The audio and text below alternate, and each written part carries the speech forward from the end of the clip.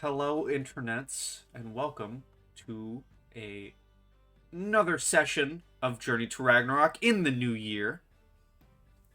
To kick off this new year and this new session in the new year, we have once more a very special and amazing intro. Whenever you're ready. Okay, a lot happened last time, y'all, so bear with me. To Slaugenbar fare forth the four friends, sailing strong ship the Fenmark to find. Rain and wind are no barrier for heroes hurrying to help. Cautionary offering to horror chelate grants passage as heroes wend warily through wetlands and bog. Lights in the sky tell of tragedy befallen as ship silently glides through the water befouled. Acolyte of Asatru, Tobias, in vision, sees raiders' ruin of Flaugenbar so fair. Buildings all burning, raiders overrun bridges, the homes over water attacked and destroyed, villagers swing suspended, and two buildings bolstered by catapults constructed, employing piteous ammunition, evil deeds to defend. The stealth approach failing, friends charge into action while catapults severed heads profanely bombard. Righteous anger inspiring the heroic incursion with shields, spells, axe, bows, blades, the barbarians are waylaid. Astrid, Baneslinger, blots enemies' prowess. Tobias, Bloodhunter, curses combatants. Guinevere, Stormcaller, lights up the water. Opier, Battlemaster, commandeers catapults. Eric and Kjall, Jarl Guardians, rain blows. Opier strides forth from catapult, fire silhouetting strength, commands battlefield keenly with goading and axe. Companions rally round him with courage and tactics to destroy the foes and save villagers encaged. Survivors escorted to safety, the great hall assailed to find Yask Bone Shredder ensconced on the throne. Cannibal carries grinning axe spelled to mystify and scare. He threatens the heroes with full fatal fate. But the heroes, undaunted, trade swift blow for blow, magic and healing boosting the fight, shield bashing, shocking grasp dispense hazards to health, despite massive injury from monster besmirching men. After safeguarding from Astrid, Tobias leaps lively, sailing towards Brone Shredder to sunder head from neck, not before hearing grim word given from the man-eating beast. The time of man is over. Hrimgrenir shall reign over Midgard, defying the rule of the high gods themselves. My brothers will punish this murder you inflicted. Their wrath will wreak havoc as they kill every clan. Alarming acts claimed and chest contents carried, the heroes sail homeward, survivors in tow. With songs, ale, and feasting they are fated by a Jarl, though Thorghest's divination failure casts clouds over cheer. Alarming lapses of memory and learning forgotten heralds looming disaster far graver than raids. Does Fimbulwinter signal the end of all mankind? Death of the deities and water wasting the world? And with that amazing intro, you all find yourselves in Uppsala, in the house of Jarl Alrecker, being told by the diviner Thorghest Wolfheart that the runes and even stories of Freya are disappearing from memory. You sit there trying to remember anything, but it's mostly fleeting memories. You all continue the feast for the night, thinking on what you've been told before eventually retiring back to your sleeping quarters at the temple at the top of town where you've been staying since your arrival and find sleep for the night. The wind suddenly shakes the blinds of your windows, waking each of you up. A shiver runs down your spine as if the winter cold had finally managed to sneak into your bodies. You peek outside and see large, frozen snowflakes violently thrashed about by the vicious winds blowing from the north, attacking any surface like a myriad of white, hungry teeth. The houses, the trees, even people are covered in a thick layer of brine and ice on the side that is against the wind. You all hear knocking on the temple door as you all get up and see Thorghest barging inside, covered in the heavy snows. As he looks at the four of you, let's go one by one, and since it has been a while, reintroduce everyone and their characters, starting with Opir.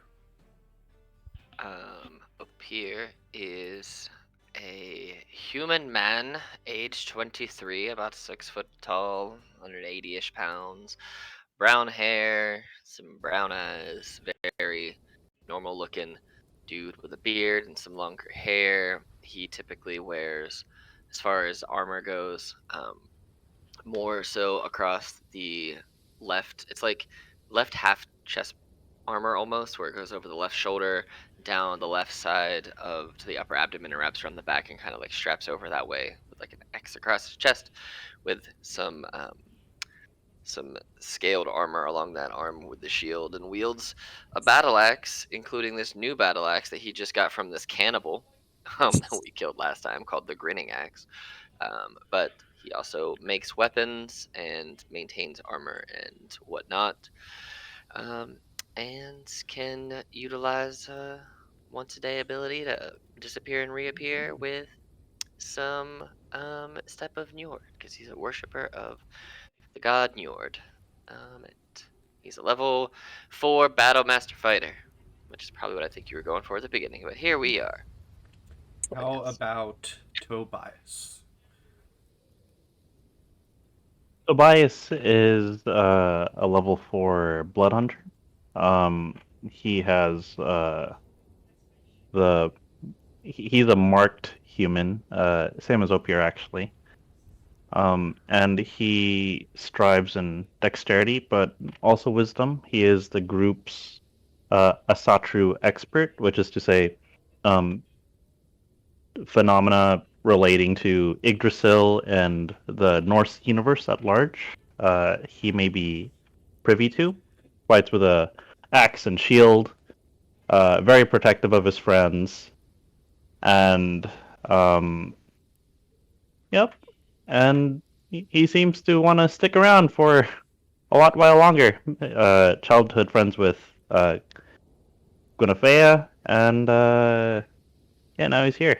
And who do we see standing in Astrid's place? Oh, it's Astrid standing in Astrid's place. She is, let's see, what are we, level 4? Yeah, right. Level 4, College of Glamour Bard, baby. She is the youngest daughter of the High King and is, oh boy, what did we decide? Like 18, 19, something young.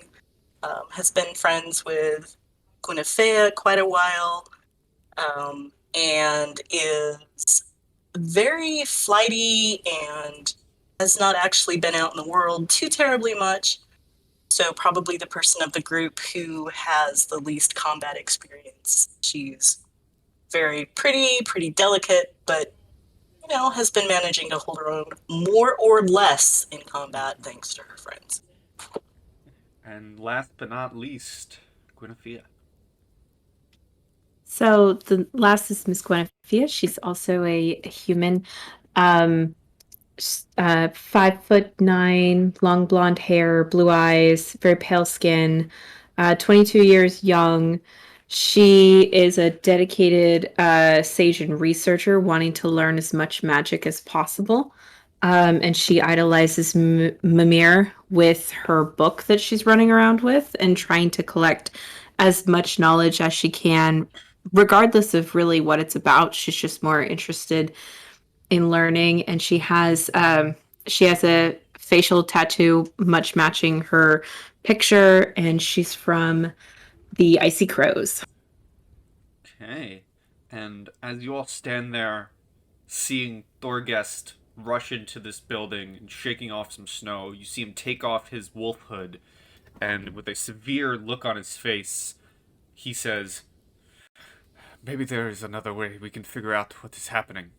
And you see a flicker of hope surface in his eyes, and you feel the same peeking out from deep of your soul in response as he continues. "Few know the runes and traditions better than me. The old Spekisvider and the wise Bloater, the two most expert Memendir of the Circle of the Icy Crows, are surely two of them. I do not know how to quickly contact them. However, I know one of my mentors, now with Lakandi, a wanderer. His name is Starry. He should be in the village of Varmforce, not too far off inside the great forest." You see him take a moment, staring at the embers of the fire that burn in the center of the temple. He looks at all of you once more and says, "It is not about helping Uppsala for a fistful of coins anymore. This is about protecting life as we know it, fighting against the terrible events that hide right behind the edge of tomorrow. I ask that you reach Farm Forest, hoping you find Starry. I pray to the gods that he knows whom or what we are dealing with and how to stop them."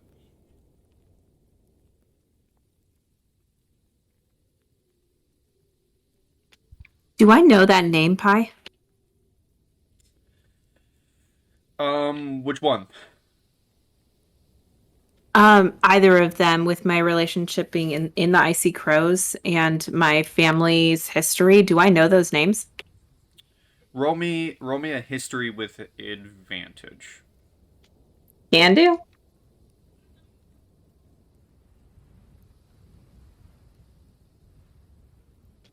$18. Starry is a new name to you. You haven't heard this before. That could be likely due to the lack of information that you ever heard about Thorghest in the first place. You do know Bloater. He is, one of the he's one of the quote unquote leaders of the Icy Crows. He's in one of the three, um, expert sages of the Icy Crows. Pillars of the... Yeah, he's the eldest, I believe. Yeah, one of those guys.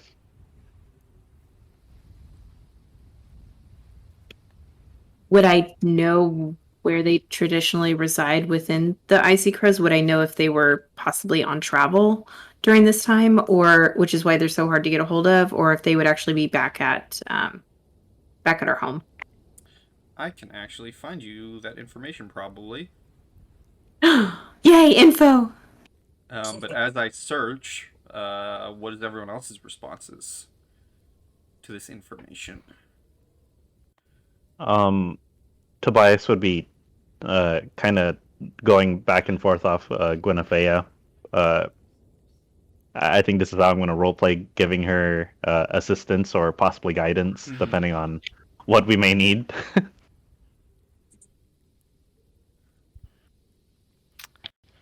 Up here, we'll just kind of sit and just observe, and then just because up here, I assume Opir doesn't know any of these names since he's not really related to the other group that they're talking about. But we'll just kind of sit and wait, and whenever everyone's ready, make sure he has all the stuff, and we'll go where the group goes. Okay.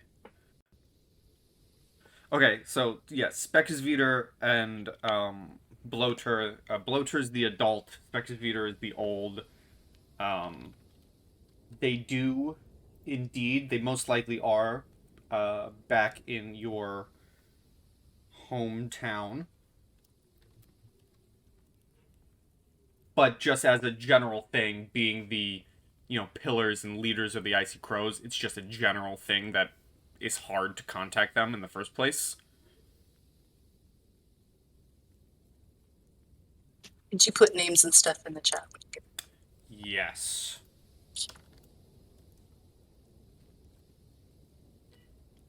Okay, awesome. With that knowledge, Guinevere would share.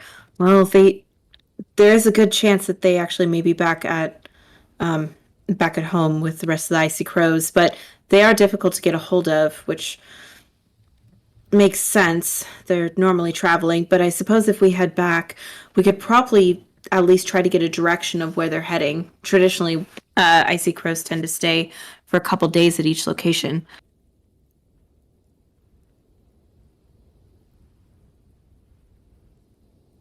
Well, if it's as dire as you say, Thorghest, I suppose we should go now.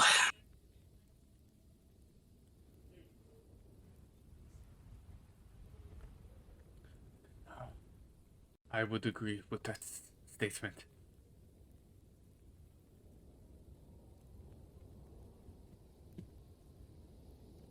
So Astrid looks around at her companions and says, I hadn't really unpacked, so I'm ready, I think. As am I. Likewise, let me just grab my books and we can get going.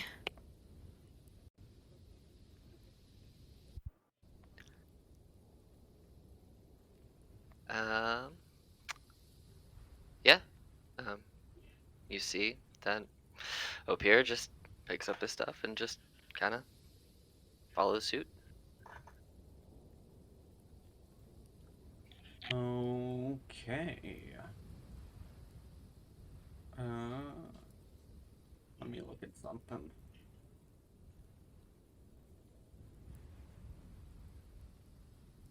As my map loads in, because Roll20 likes to freak out.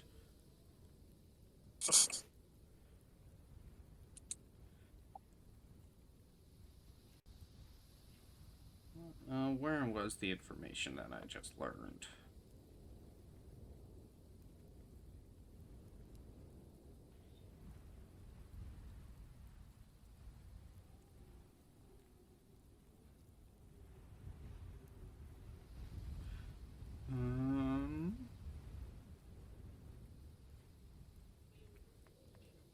Just need to see something real quick.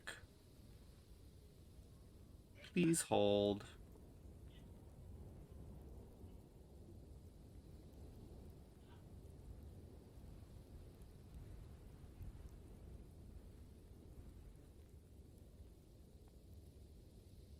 I always have to keep myself from doing hold music when you do that. Yeah, I know. I was actually guessing at those names and putting them in the party notes. I was 2 letters off on both names. I feel pretty good with that. The only one I got is Starry. I wasn't anywhere close. Oh yeah. And I need to open something real quick. Sorry. Alright, who? I need to brush up on my icy crows terms again. To the person who whispered me, yes and yes, please. Now that I find what I'm looking for. Already did. Okay. Alright, that's not that bad. Nope. We're cool. We're cool guys. Doesn't make us Okay. nervous at all. It's fine. We're cool guys. We're fine. No concerns ever. Are we, though? Are we? We really? Yeah. Okay, so are you guys heading to the Great Forest? Let's do it. Great Forest High, baby.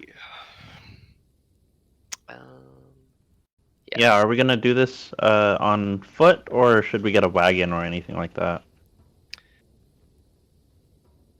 I feel like a wagon would get stuck in the woods if there's not good pathways cut out. I mean, Yeah. you icy crows tell us. True. That's a You've good also point. been traveling on foot for everything. I need to get back in the Ragnarok mindset. All right, let's go. Let's do it. Can we see the map? Yeah, Because if there's it's no more efficient to do water, then that would be probably the way that Guinevere would suggest. And there are no more potions to purchase here, correct? No. We bought them, all the ones we could buy before. Well, you were told that you had to go into the Great Forest, which is this, basically. So we're just gonna walk into the woods. Perfect. I'm here for it. Basically, Guinevere is in my backyard. Mhm. Okay, is there anything We'll be fine. else in town anyone would like to do before departing? I don't think so. Not for me. Is there such a No. thing? Are there lanterns available as opposed to torches, by chance? I'm just concerned about lanterns just blowing out. Torches just blowing out immediately. I'll roll a D100. Do you want higher or lower? Hi. Well, There are Nope. no lanterns. okay. Okay. Who would like to roll me a D4 as you all depart into the woods? No. Okay. There you I'll roll. Instant no. go. They're all bad. There's no A good two. roll here. A 2. Ooh, this is fun. I'm sorry, everybody. I hate it when he says that. This is Are our two buddies with us by chance, or are they back at very the town? fun. Oh no, they are staying in town. That was Okay. their mission to I Flog figured. and I just Bar wanted, was a wanted to one-time clarify. thing. Just wanted to It's fun while it lasted. Mm-hmm. I am back, guys. placing all of your tokens on a map. You will have to fix your health because I have not copy and pasted them. Cool. Just Okie dokie. as an FYI, as I move you here. Ooh. Ooh, fancy. Ooh, this is As- cute. I like this. As you guys are walking through the woods, you notice a moment too late that you have entered what once was a megalithic circle of stones. Oh, poop. You see all around you several large, crumbled, and consumed stones, partially hidden beneath snow and vines.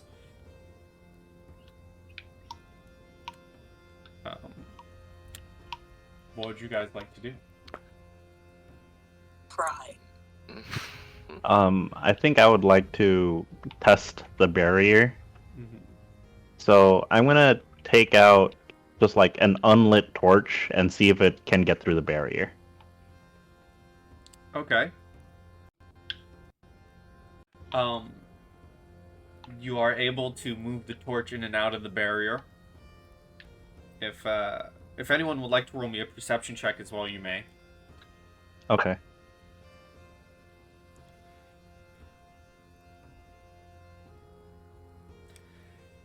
Hey. I like my new axe. It's very smiley. So, Tobias and Opir, both of you notice that one in the middle of the circle seems to be a large rectangular piece of stone, but off to the left of it, over here, seems to be an unnaturally, almost perfectly round stone.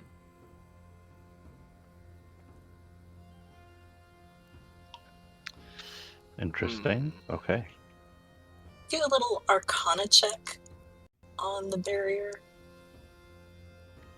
Yeah, I was just about to ask if I could do that as well. I will assist you, actually. Sure. If we are allowed to do it.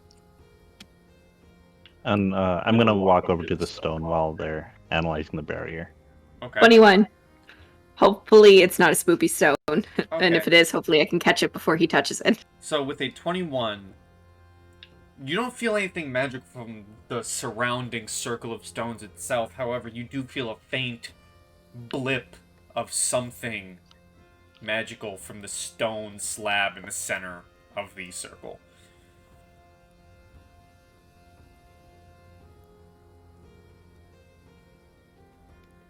Interesting. All right. Well, there's some magic here. If you want to give me 10 minutes, I can try to learn a little bit more. But there is some. Looks like the pillars are fine, but the slab here in the middle is what's radiating the little bit of energy I feel. Are there runes or anything carved on the slab? Nothing that you can see, as most of it is covered in snow. I would like to take my mage hand and brush off the snow, please. Okay, you brush off the snow, and even with your mage hand, as it makes contact, you see immediately the snow covering this altar melts within seconds. From within the broken cracks of this altar, you see a faint coppery light emanating outwards. A clear indication to Guinevere that an ancient spell is waking up. Oh. Hey guys, triggered it. You begin Sorry. to hear a voice inside the circle as deep as the foundation of Midgard itself. Only one sound echoes, the murderous arrow that deadly soars. Should Ullr's challenge be defied and neither piety nor devotion showed, choose one seed wisely, and you shall be rewarded. What is the tree that sires the best bows? And you see on the altar thousands upon thousands of seeds of all kinds suddenly magically appear. Cool. So we just hear that booming voice from the altar, right? Yes. All right. You hear it not coming from the altar, but coming as if you hear it from all around you within the circle. Okay. Got it. Okay. And Ullr is that's a mythical figure that we may or may not be familiar with, correct? Mm-hmm. Okay. So Tobias is gonna look at Opir, our skilled craftsman, and say, if anyone can pass Opir's challenge, it would be Ullr's challenge. It would be you, Opir. And I give him guidance with that. Alright, well, Indeed, Opir, I think you have the best chance at this. Take Bardic as well. Oh no. Well, Everyone's counting on me. well, I'm gonna load you up, dude. If you'd like to guess, you can give me a nature or a woodcarver tool check. Oh, can I do an investigation check? No. Dang. That's fine. Let me check something here real quick. I don't have woodcarver. I do have woodcarver tools. I have proficiency in them now too. Look at that. I am checking one other thing here because I want to see if this lets me at. You said nature or woodcarvers check, right? Yeah, woodcarvers using intelligence. If it's not too much Okay, to ask, that's fine. Pi, could you put the riddle into the chat? Sure. Give me 1 second as I have the PDF open on my phone to make this easier, so I have to type it all out. I'm sorry. So here I'm gonna do it with woodcarvers with intelligence, although it would be the exact same, but I want to do it with carvers anyway. So here's the straight woodcarvers roll, and then a D4, and then what's the guy at the inspiration? Is it a 6? It's a 6, yeah. So I got an 18. Okay. With that, you wait a moment. You look at all the different seeds, and you think to yourself. You think on Ullr. And you pick out the U seed. Mm. This is the seed of a tree that bow makers prefer. As you pick out this seed, you once again hear, hold on, the booming voice as next to you, Tobias, that smooth rock begins moving and animating as this large rock-like figure appears and with that booming voice once again says, "Much have I waited for a true servant of Uller," as it stomps over to the altar, and with its large rock fists, it smashes it into pieces, revealing what looks to be a longbow floating a couple feet off the ground. And as the bow floats there, this rock creature crumbles.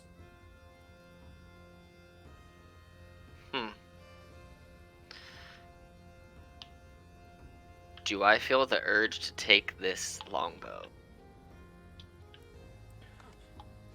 Well, you won it. That wasn't my question, however.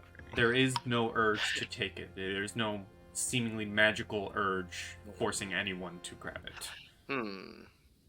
I'll look around, and I'm gonna leave it hanging in the air and step back away from the bow. I don't use bows. I'm not a bow. I think I'm the only one who uses bows. I think Astrid uses a crossbow, and Guinevere uses spells. So I will reach out and lay my hand on the bow. Okay. Okay, now I will grab the bow and see if it moves. Nothing moves, but you may look into your inventory. Oh. Spicy. Ooh, ooh, ooh, ooh. Shiny. Something shiny.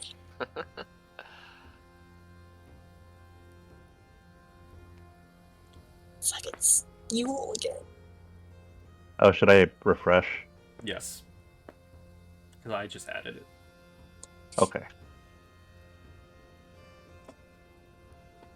Oh, this sounds neat.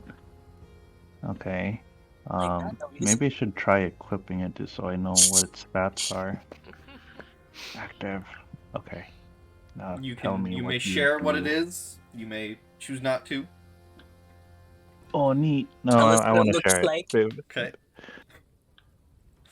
Okay. So it has a built-in charge of Featherfall, which is nice.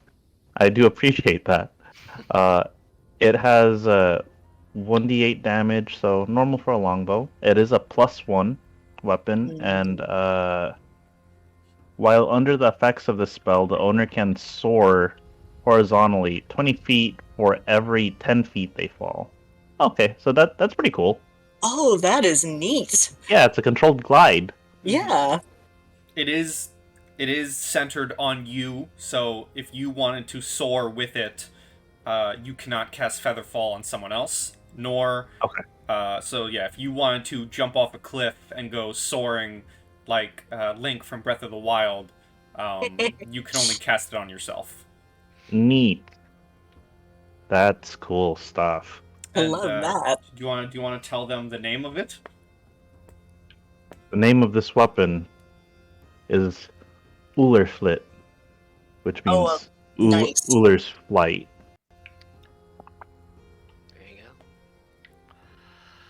An exquisite weapon. Does the barrier fall? No, the rocks stay where they are. But the barrier was never magical in the first place. It was all in our hearts. It was all the magic was in our souls. Does this seem like a common scenario? Maybe not like super common, but does this seem like something this god would do? Give me a religion.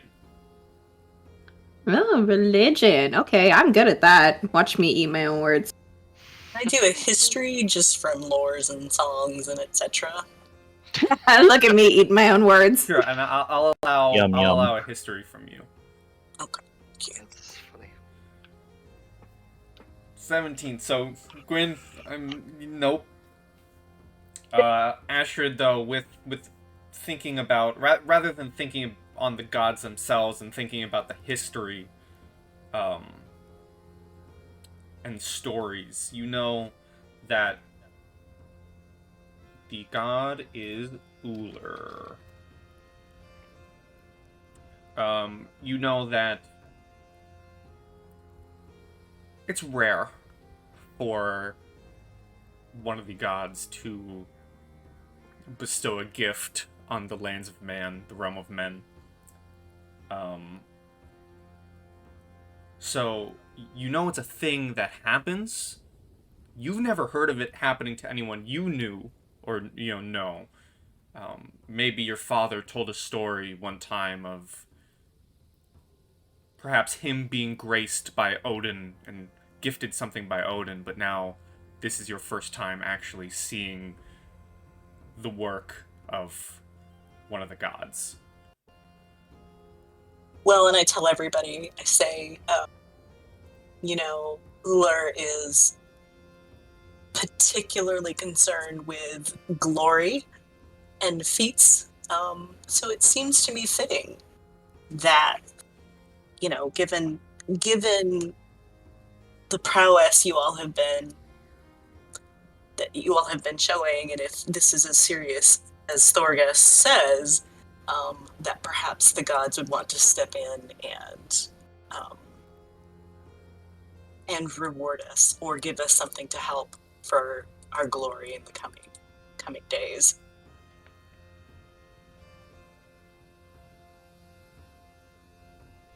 I would never turn away aid, but I hope that it is not entirely necessary. I hope that this is an easy journey and we find the information that we need.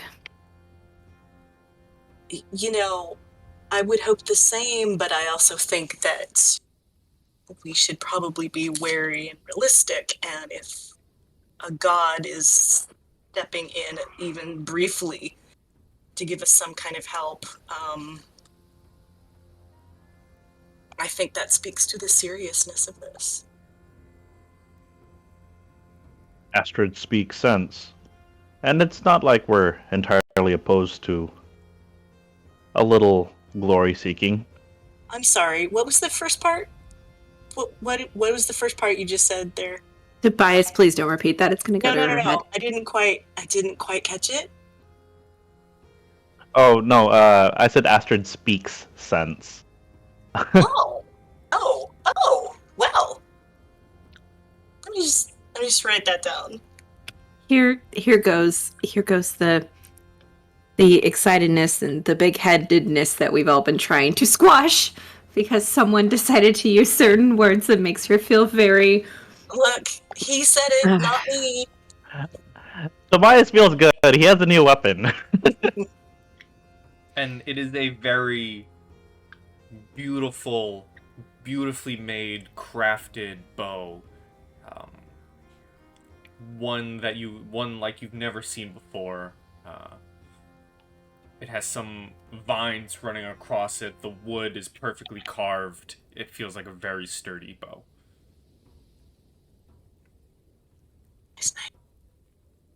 One that makes sense, considering it is considered a gift from a god. Oh man, All right. the yew tree has a big old history known as the Tree of the Dead. So there's also that in real life. This is fine. This is all fine. It's fine. It's not any foreshadowing. It's fine. I think we should continue on into these woods. Agreed. Your speak sense as well. As you all begin the journey once more, I would like everyone to roll me a d4, please. Actually, 1, 2, 3, yeah, d4. I don't want to. Well, you gotta. Hey, 4. Come on with the one. Bring the one. Bring the one back around. Oh, dang. That's okay. Don't worry, I'm gonna give you 1 by default. Oh, yeah. Makes sense. So, as the hours go by and the traveling continues, we're gonna start with the 1, which would be Astrid. Snap. As you guys are wandering through these thick woods, Astrid, you see a quick glimpse as everyone continues walking, you spy within the woods. You see a deer. A deer with fur as white as the snow. It locks eyes with you, and just as fast as you've seen it, it disappears back into the forest.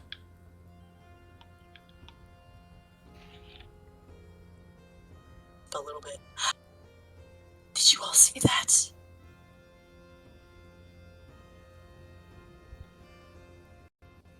What? What No. did you spy, Astrid?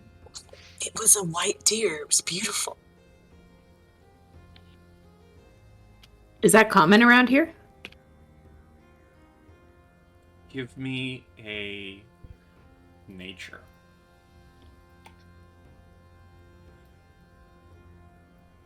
$23. Damn.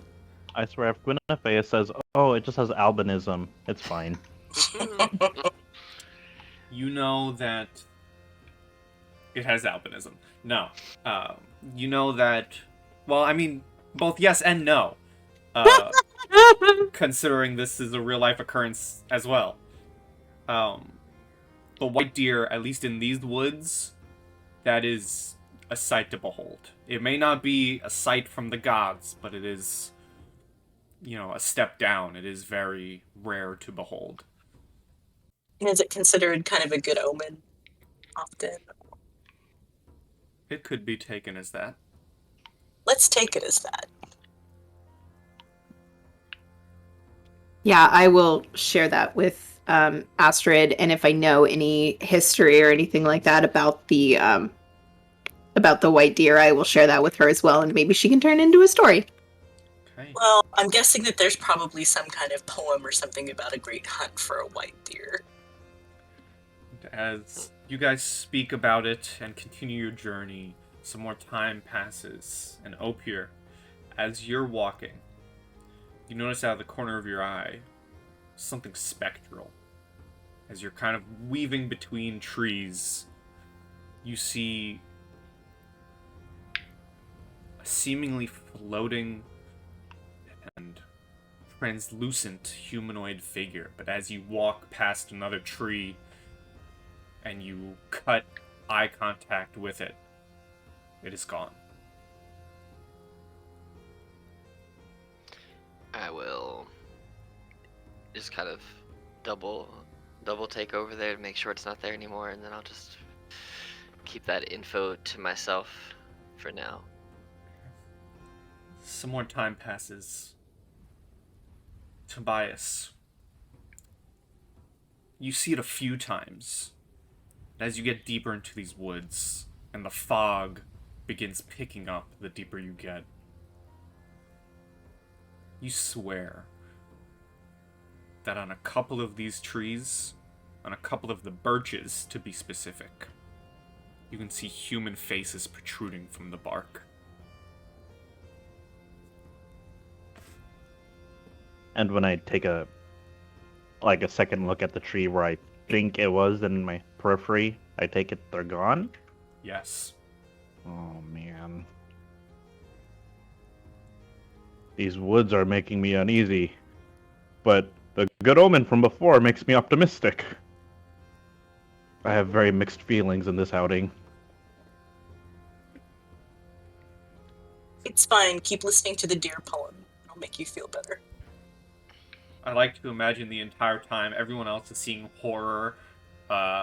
Astrid is just asking for some feedback. Oh, do you think I need to rewrite this? What do you guys think of this line? How's this one? And everyone's just like, wow, you know what? I think I prefer the horror. Hey, rude. Last but not least, Gwyn. As everyone's walking, again, out of the corner of your eyes, you swear that you see not one, not two, but several silhouettes quickly and nimbly moving at high speed through the woods. You don't hear anything. You don't hear no sound coming from the direction that you see these silhouettes, nor do you see any tracks. No sign no sound, but you swear that you see multiple figures moving in the shadows of the woods. Since these woods are old stomping grounds of Tobias and myself and anybody from the Icy Crow, do I know of any myths or legends surrounding what I had just witnessed? Give me...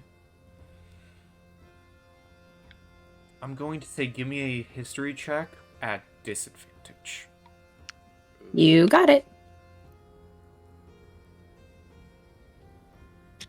Holy hell, that's not bad for disadvantage. And I was gonna say, what's disadvantage to a wizard who probably has, you know? I mean, I lost my natural 20, because, why not, but still good. With the 22,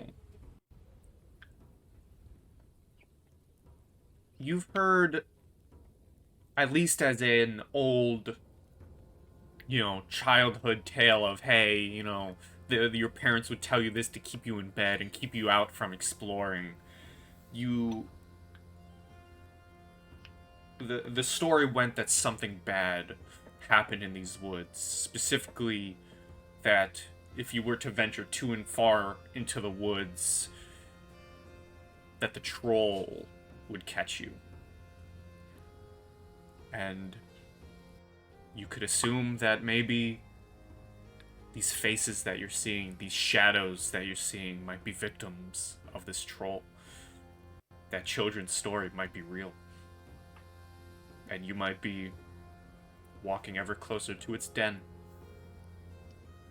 I casually ask Astrid if she's heard of this story, being the story connoisseur that she is.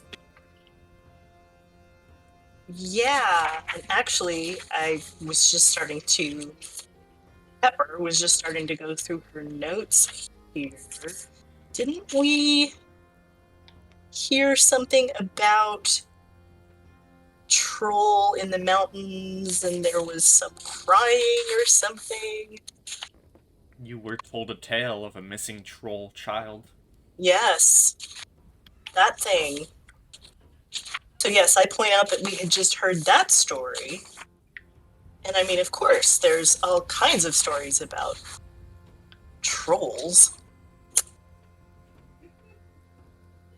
So, maybe that's where we're headed? Is that where we were told that this was happening?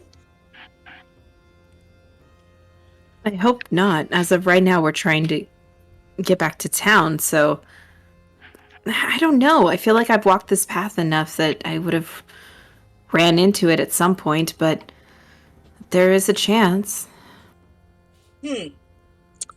Well, maybe we rescue its child and win its love forever.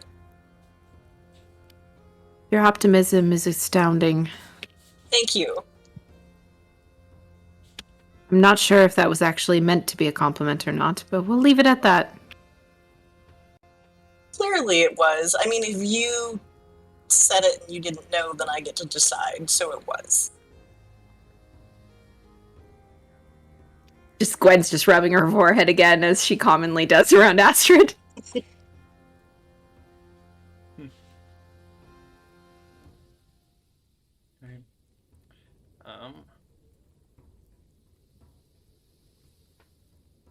As you guys continue walking, eventually dusk comes and a thick fog begins to descend even further upon the forest. It is damp and it is cold, but the winds and the rain seemingly stop. I put you on a map.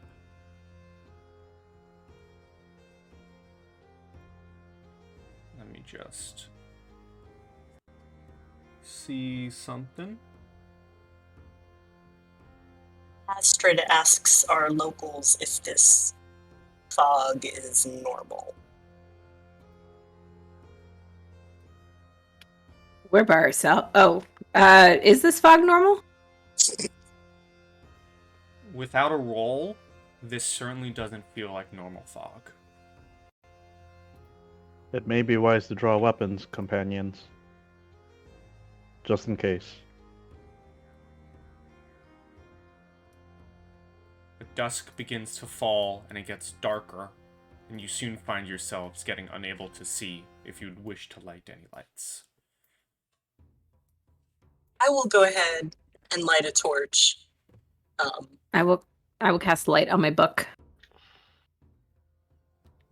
Okay, let me make sure you all And have I will, vision. I will light a torch as well. And the light spell and torches are the same, right? 2020. Mhm. I think. Yeah, they are. Yes, I believe so.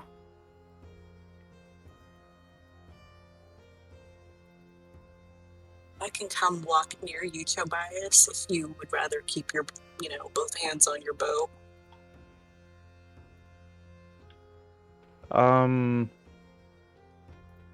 That may be wise. Yeah, I can keep my shield open. Shield and artisanal assault axe. It's a great gift. That's not what I want. That's what I want. But yeah, that makes sense. All I need is my magnificent voice. Okay, and as you all get further into the forest, this is something fun that I can let you guys decide as you explore the map. It is up to you to decide where you wish to camp for the night. Oh,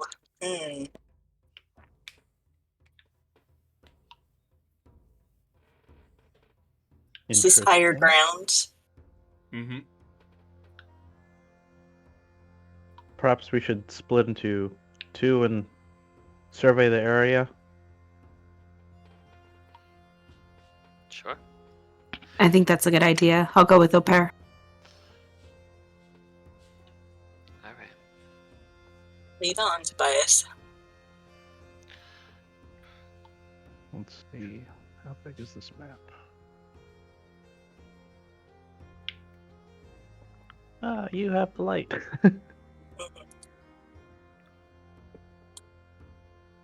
Oh. Where's this curve off to?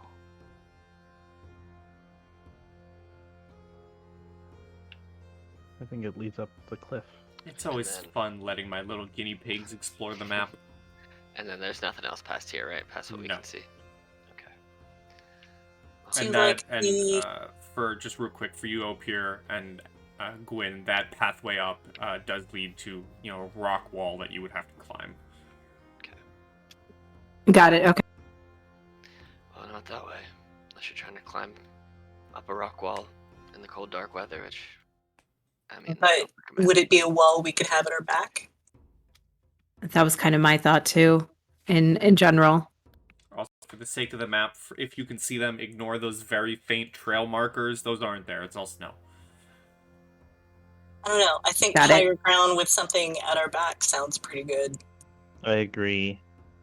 Probably this elevated area that we haven't surveyed yet, but yeah. Somewhere around this level, maybe? There was another level, though, right? That Yeah. also had a... We can re-meet after a few minutes since we pretty Yeah. much took the top half and you guys took the bottom half. Yeah. Well, up this way, and I'll point over here. Over there, there is a path that leads to a rock wall that we'd have to climb. Which, if we wanted to camp against that, we could, but it's going to be cold. It's going to be very cold. Cool, but maybe a little bit more defendable. As long as we're on the other side of the winds, we should be better off. It'll be easier to maintain a fire. I do also agree with the inability of people sneaking up behind us. Well, that's probably the way to go then. Okay. So then, now I have a question for you all. Mm. Who's gathering wood? Who's readying the fire? Who's setting the bedrolls? And who's standing guard? Would me having proficiency with woodcarver's tools give me a better chance of getting more usable firewood? It's possible. Then I will do that. I will try and get some from the trees that are like closer to camp, so I don't have to worry about lighting a torch. But I also have my battle axe, which I can also just use. I have 2 battle axes to just chop down trees. So. Well, I do have a torch lit already, so if you want to take it. I just Me- need 2 hands. I just need 2 hands to cut down a tree. Okay. That's all. Well, I can come with you. Oh, that's fine. Yeah, I'm also proficient in nature, so if we wanted to try to track down wood that would be more likely to hold a light throughout the night, I could help you with that. Sure. You the torch. Oh, you've got your book. Never mind. I've got my glowy book. Does your book? Doesn't So your book glow? Can it float like independently? No. Ah, dang. Magic book. Become a magic flashlight. Fly around. Dang. The 3 roles we have left, if Opir is gonna tackle the woodcutting, is setting the bedrolls, fire, and guard duty, right? Yes. I can handle the guard duty for the first shift, right? And then I think what I'll do is I'm gonna cut off some branches of I'm assuming these are like fir trees or something like that, something evergreen. Okay, yeah. I think I'll cut those and kind of create a circle around us so that anything stepping on them will make noise. Okay. I can start dealing with bedrolls. So that leaves 1 job left. Which is what? Readying the fire, gathering wood, setting the bedroll. So readying the fire is the last job. And all these all these do follow in an order, so Right. gathering the wood is first, then readying the fire. Here, I have this torch. Could we get the wood together, Au Pair and I, and then work together on readying the fire, or does it systematically have to be done by an individual person? It is individual and then in order. Okay, then I will take fire starting, I guess. Okay. So I'm gonna look over real quick since you're gonna stay back with the fire starting where those 2 are. Would it be possible for you to cast some light on me so I can go and not put anybody else at risk and not have to carry a torch around? Sure. I'm not gonna be gone very long, probably 20-30 minutes at most. All right. Sure, and I will reach up and I will put a hand on your on like your shoulder plate, and I will mutter an incantation, and your shoulder plate starts to light up with light.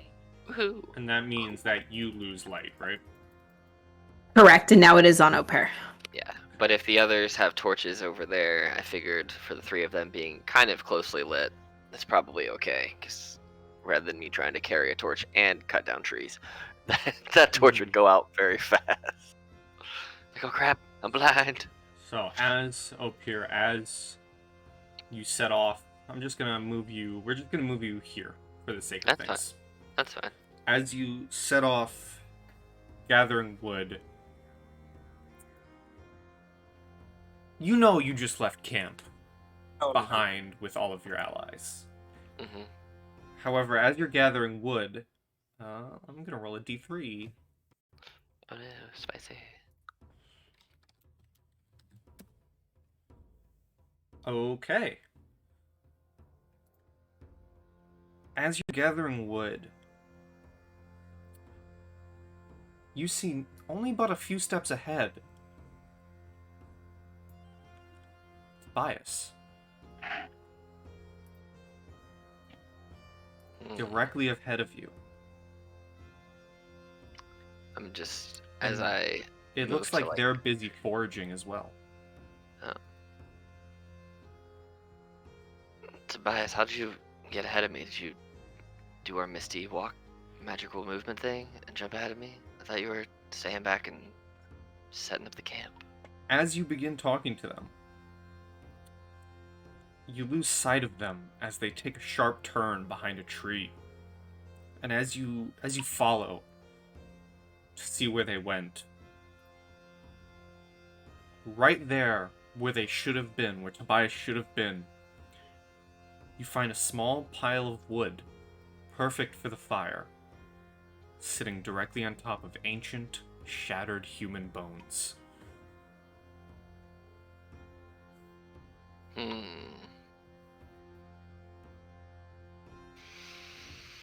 Well, I will have my shield at the ready, just in case. But I will use my free hand, and I will try to collect some of this wood. Okay, you are able to pick up the wood and are able to carry it back to the camp if you so wish. Does the wood look like it has engravings, or does it look off?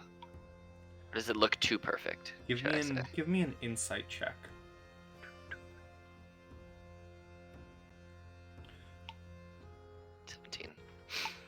It does look too perfect. It looks like the perfect pile of firewood, but the firewood does not look malicious. It just looks like the perfect pile of wood. How about the bones? Are they like shattered, or they're like They are skulls? Anything I could recognize? They are splintered, shattered, and old human bones to the point where if it wasn't for the ice preserving them, they may well have been dust if you were to touch.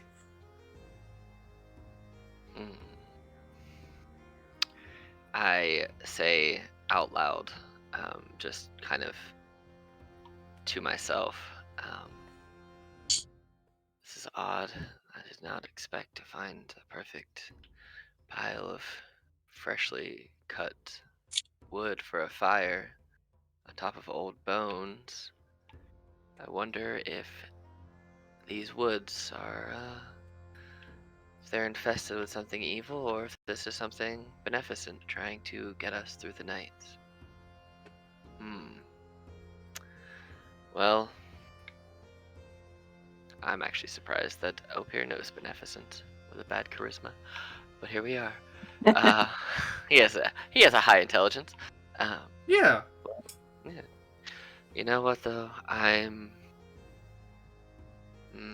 think against my better judgment, I'm going to choose to believe that the woods are friendly. As I say a little bit louder, we seek to bring no harm to this place. We're just passing through. And then I'm gonna turn back and slowly walk, putting my shield away to look less aggressive, and carry back this perfectly cut pile of firewood. And I'm talking this out to myself, so I go back, I'm like, okay, how do I convince the party that I'm just this good at cutting wood, making it this shapely and perfectly cut in the dark, in the cold, when I just really kind of got good at wood carving stuff? As I'm just like talking, as I'm going back, I'm like, I'm good at metals and I'm good at weapons, but could I say my axe let me do it? They heard no cutting. I'm gonna stop over here for a second by this tree, use the blunt end of my axe and hit it against the tree to make the cutting sound. You For a guys couple of hear minutes. the sounds of just thunk, thunk, thunk. And then I'm gonna wait for like 5 minutes. Like, okay, I think that was good enough. I think they'll have to be impressed. Oh, Pierre, take a DM inspiration. All right, and then like, cool. I have a little bit of sweat on my brow. It's cold, but I got my warm clothes on. They're gonna be impressed. We're good. And I slowly start making my way back to the party. I don't want anyone else to know that I'm trying to impress the party. The party doesn't know Opir is trying to be impressive, but Opir secretly wants to impress everyone. But that's what I will do, and then make my way back. Okay.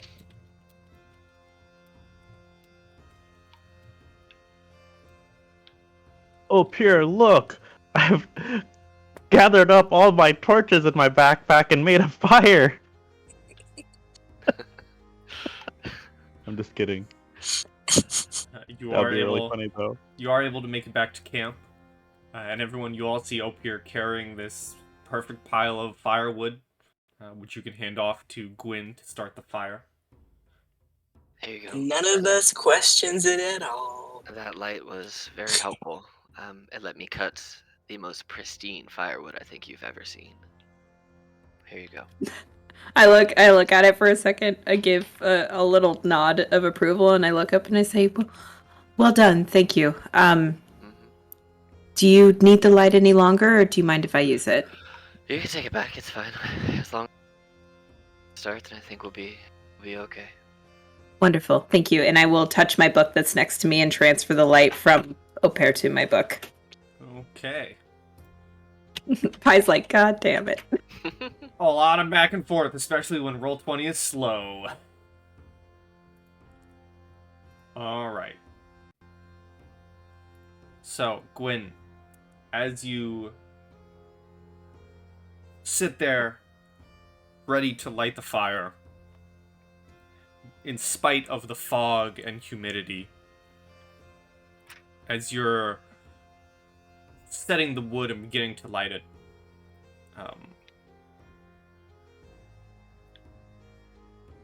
you accidentally cut your hand. You cut your finger. And you suffer 1 point of slashing damage. And blood from this tiny cut doesn't seem to stop. And in a few seconds, no matter how hard you try to staunch the bleeding, you find yourself in a pool of your own blood. Did the rest of us see this?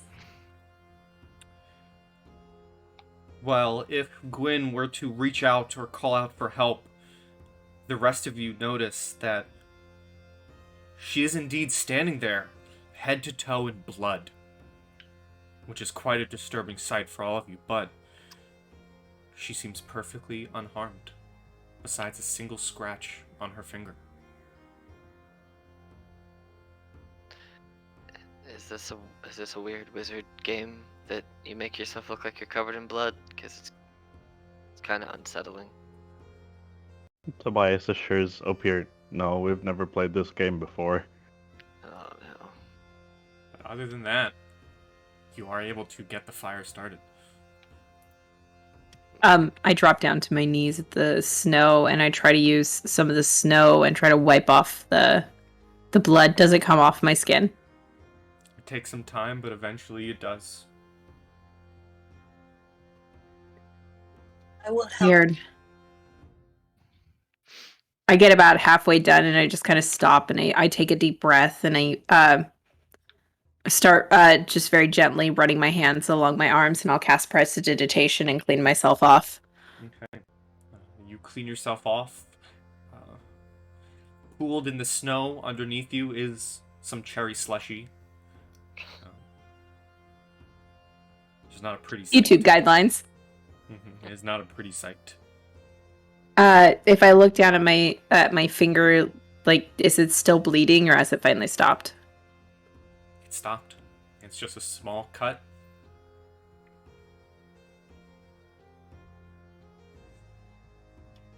I Do you take it. feel alright? Do you feel weak? Considering how much blood was out, do I feel weak? Like I actually lost that much blood? You feel perfectly fine. Other than just the stinging feeling of a paper cut.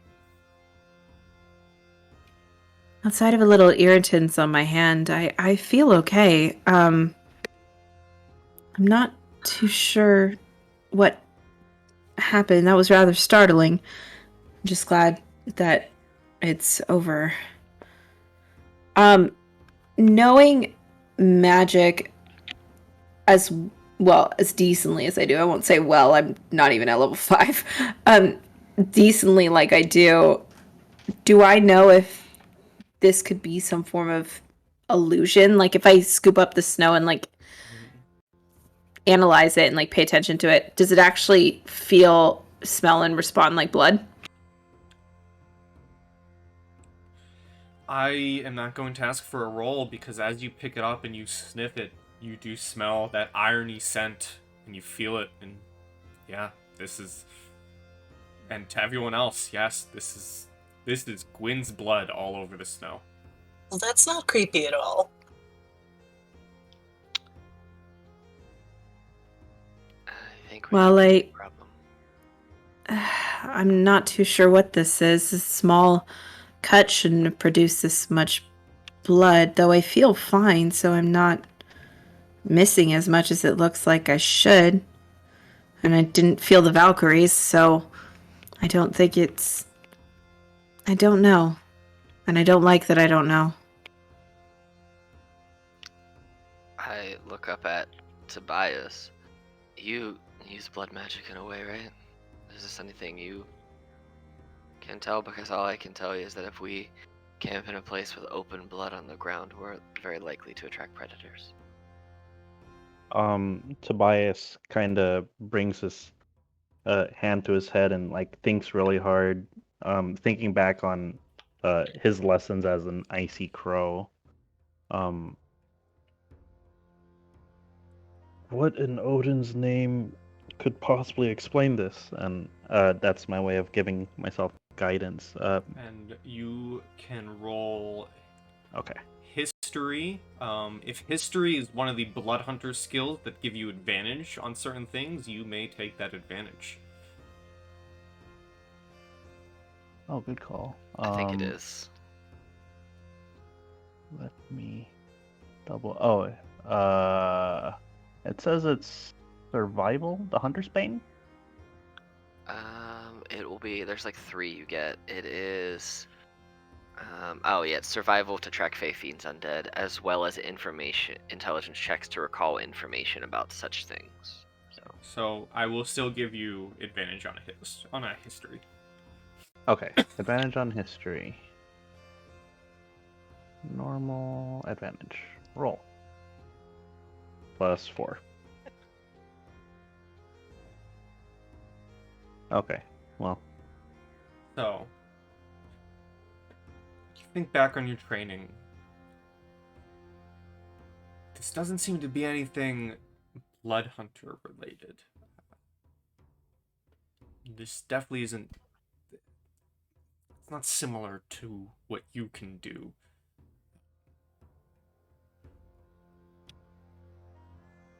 Can I use prestidigitation and clean up all the blood on the ground? You may. Yeah, so when Au Pair mentions about sleeping in an area where the blood will attract predators, I instantly start using prestidigitation, and I will clean up every single drop of blood. And I think Astrid was starting to like kick snow over it, and then all of a sudden it's all gone. Tobias, She goes, "Wow, I'm magic." This isn't similar to what you can do or what others who've trained with you can do, but you do recall back, a couple hours ago, seeing the faces in the forest and the woods and the trees. And with all going on, you can definitely come to the easy assumption that this forest is not normal. Friends, I think that white deer was a fluke, and I think this forest is a bad place. We should watch ourselves. Well, it's funny you would say that because I was thinking a little bit more about it, and there's maybe also some indication that white deer are sort of a symbol of like the supernatural or the underworld. So, I might have been wrong the first time. Well, that's great, Astrid. And Look, symbols are slippery, and stories are slippery, you know? as I understand that. It's not a good omen now. as you guys discuss bad and good omens, it goes on to the next task of making the bedrolls, which I believe fell to Astrid. Yes. While you're setting the tents and the bedrolls, all this talk of these supernatural occurrences, seeing your ally and childhood friend seemingly bleed to death but not, has you kind of on edge. Yeah, for sure. You look inside one of the tents, and you look around and you see all your companions outside of the tents. However, inside this tent, it seems it's already occupied by two figures. Okay. I'm going to just immediately, I'm not keeping this to myself like some people. I'm gonna kind of take a step or two back from the tent and say, oh right, there were two people in there. I don't really want to look and see. I'll pop my head in. I'll look on the other side. If you guys look in, you remove the coverings of the bodies. And I would like everyone to roll me D20s.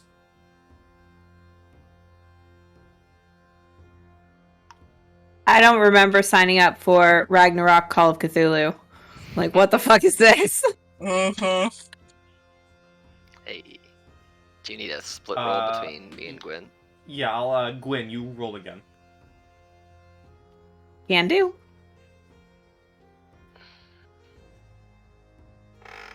10. Okay. As you look in, Tobias, on the left side of the tent, eyes lifeless, gazing into the void, face distorted by fear, staring back at you as yourself. Oh man. Opir, as you look on the other side, again, lifeless eyes gazing into the void, face distorted by fear, you see Gwyn staring at you. And you notice on Tobias's corpse is a pin. A pin belonging to the Wolves of the Shadow. And on Gwyn's, a helmet. A helmet from the Odin's Eye. What? And as you guys see this, just as quickly as you unravel and see this, in the blink of an eye, this grisly vision disappears and the tent is empty.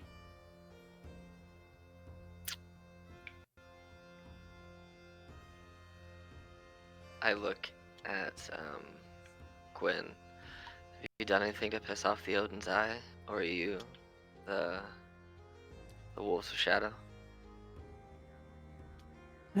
Not to my knowledge. We've always been on good terms with everybody. One of my best friends, and I gestured towards Astrid as if this was new information. One of my best friends is the daughter of the leader of Odin's Eye, so I believe my standings with them has been very good. Oh, you're in favored standing. Thank you very much. It's one of those things, though, that's fun fact. I don't know if it's been made public or not, but we're about to. Also, being a part of the Odin's Eye, there are many people, her mother, more than life itself, believe that she's not great. So I'm wondering if those people are out to stop anything that we're trying to do, and siding with the wrong groups. Oh, that would not surprise me from that bitch. Interesting. As for me, Opir, I don't recall doing anything to offend the Wolves of the Shadow. My parents were actually both from the Wolves of Shadow, and I was sent as an initiate to the Icy Crows when I was young. Oh,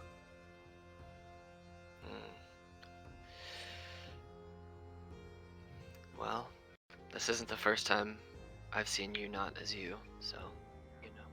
What? What do you mean, Opir? When I went to get wood, you were all of a sudden ahead of me. And when I followed you around a corner, there was a pile of bones. So I also saw a ghost earlier while we were, what I assume a ghost or a spirit, while we were traversing through the woods. It doesn't occur to you that this might have been good information for all of us to have? It didn't really seem important at the time. It could have just been the woods, and it could still just be the woods playing tricks on our minds, trying to get people to turn against each other. Do these woods usually do that? I don't know. Looking at the two who are Yeah. we both are. We're both Yeah, I turn to my inward direction and go, "Hey, God, it's me, Gwen. Is this normal?" Just from Yeah, I living intend- here and from previous knowledge that you guys have uncovered, this definitely isn't normal. You've traversed at least the safe parts of these woods in your younger years before. Again, perhaps this children's story of a troll is coming to light. Perhaps you're dealing with the dead victims. Perhaps you've been seeing the dead victims. Perhaps it's something along that sort.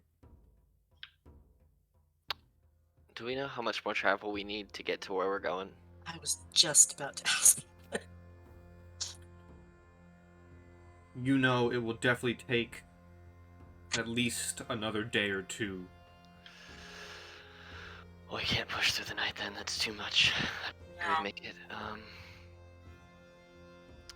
mean, we kind of have two options. We can either turn back.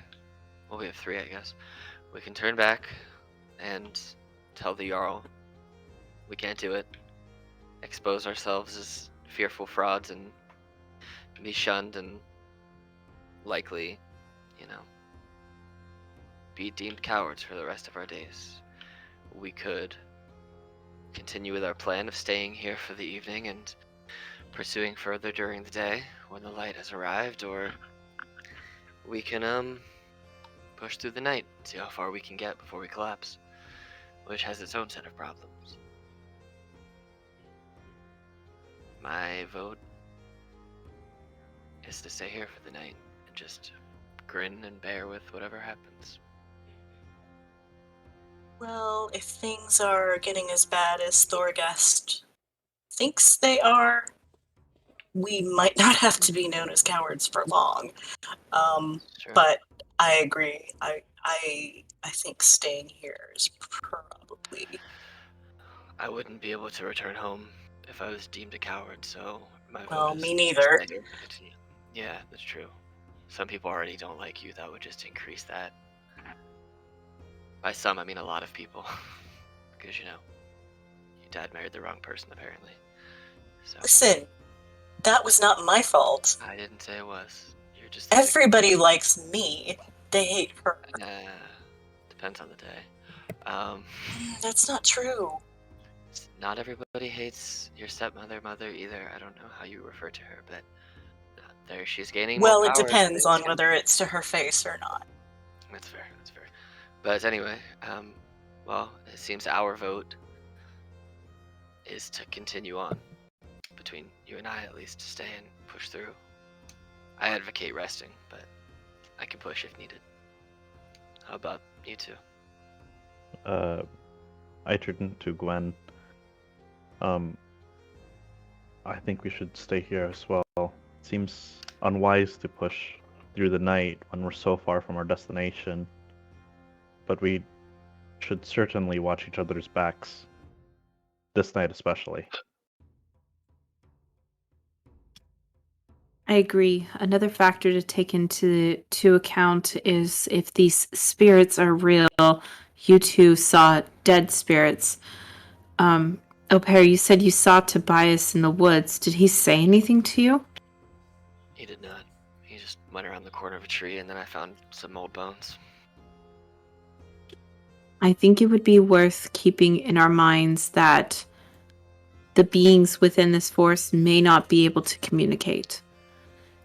If need be, if they do not respond, I think that might be our telltale sign that we're dealing with something that isn't our comrades. Mm-hmm.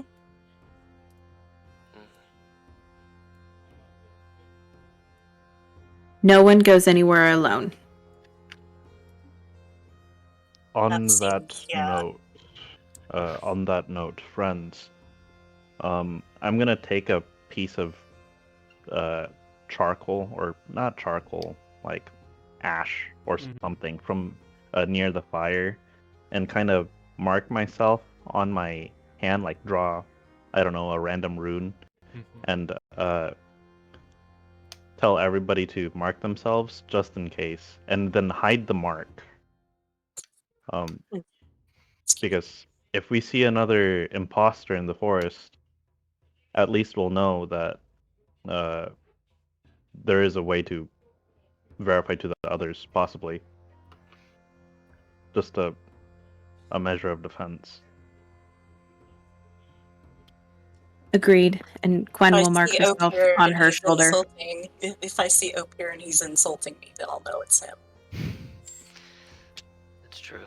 That is fair, but he is the strong silent type, so he may not insult you, but still be him. Just mark yourself, and I will draw a rune on my shoulder, and then I will pull my jacket up over my shoulder to hide it. Okay. I'll draw a rune on my glistening chest and then cover it with my cold winter clothing.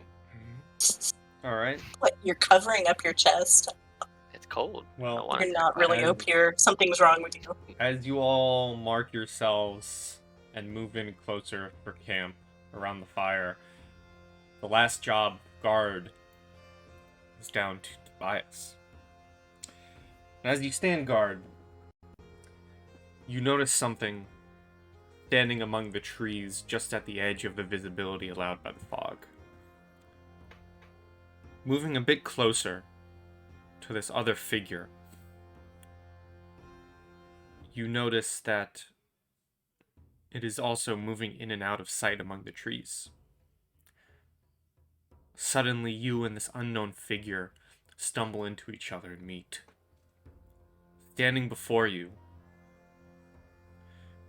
skin torn apart and hollow eyes, is a dead version of yourself. Instinctively, you pull back, you bump your head on something unseen, and you fall unconscious for but a moment. You quickly wake up in the snow. No trace of what you just saw. However, in a nearby tree, jammed into the bark, you notice a dagger. It is old, and the bark of the tree has grown around the blade, starting to envelop it. It is impossible to pull the dagger out without breaking the blade. However, on the pommel, you can see the symbol of a clan. The clan of the Odin's Eye.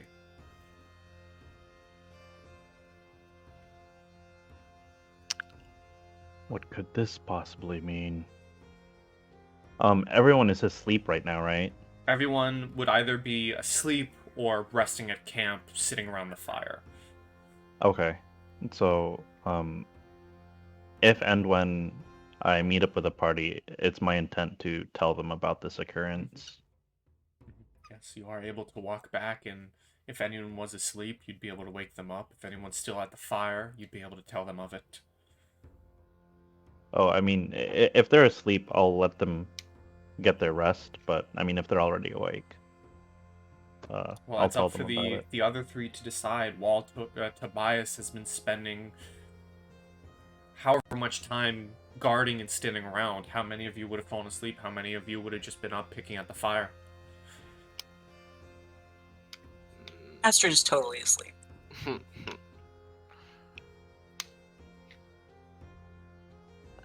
I probably would pick at the fire for a little bit and then try and go to sleep and take the second watch.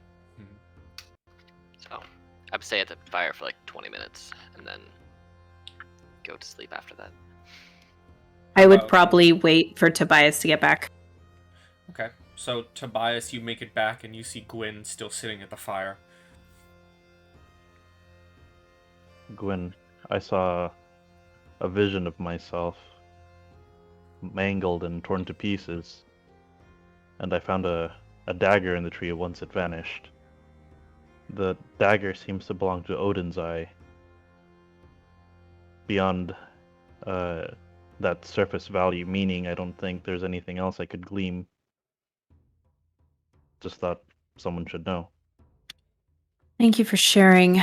I think the woods and the forests are out to play tricks on us. Maybe it is the troll's magic. Do trolls have magic? Do I know that, Pi? Give me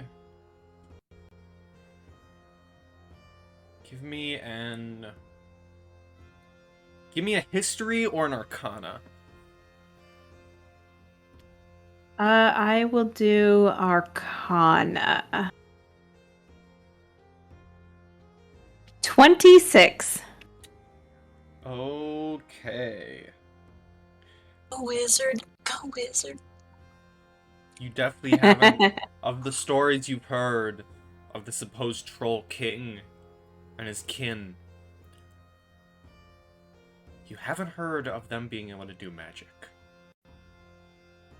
You know they're more brutes and take to savaging their foes with their own weaponry at hands.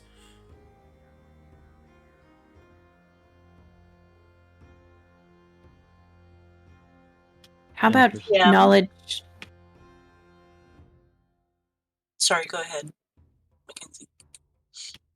I was just going to ask about how about knowledge of stories of the forest if we're on the less than familiar paths of the forest. Is there any stories that lead to the possibility of commonly seeing illusions within this part of the forest? Roll me a history. And at this You I'm betcha. I'm gonna put Tobias back in the camp here. That's a 14. Okay.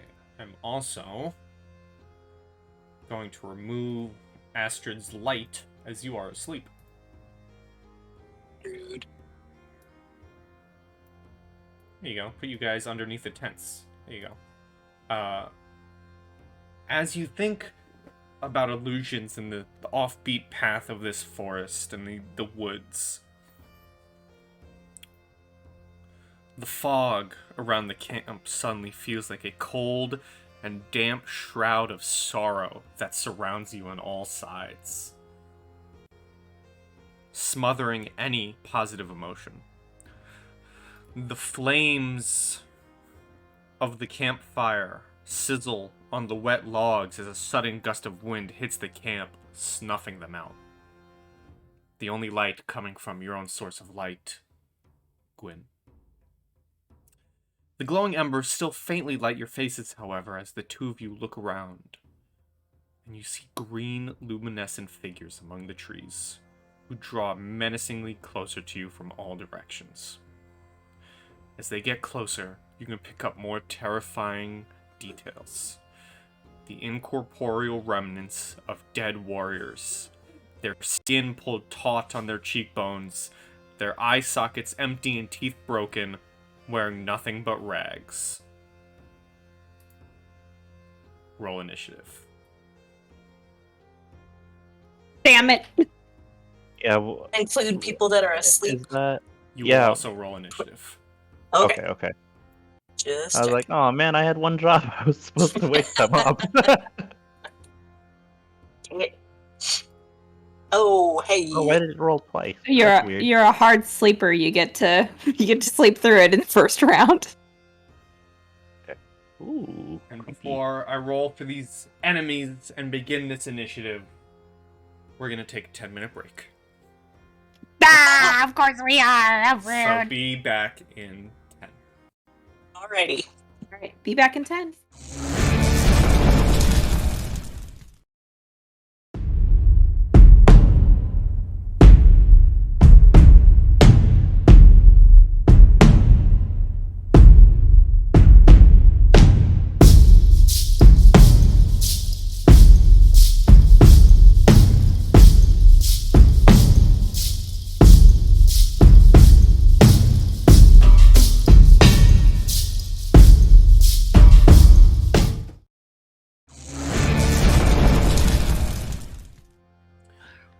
welcome back to some initiative.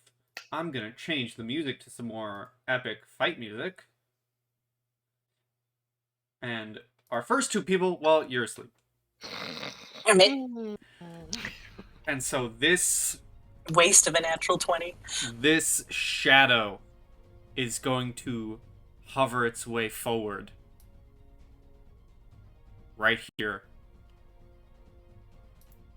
And if anyone wants to see a better look at the token. Nope. Didn't need to see that. Nope. And as it gets closer, Gwyn and Tobias, you notice that some of these specters are wearing furs and have wooden shields covered in leaves. As despite they still have their garb and weaponry on them from whence they were living, and they have again these wooden shields covered in leaves, as they have these vicious battle axes on their sides. And as this one goes to strike at you, Tobias, with a reflavored strength drain, which is it's swinging at you with its battle axe, does a 7 hit you? A 7 does not hit me. Okay, a 7 would have hit one of my players back in Descent into Avernus. Oh, dang. So it misses, and you dodge out of the way as you see this undead specter approach, and it is your turn. You can spend an action.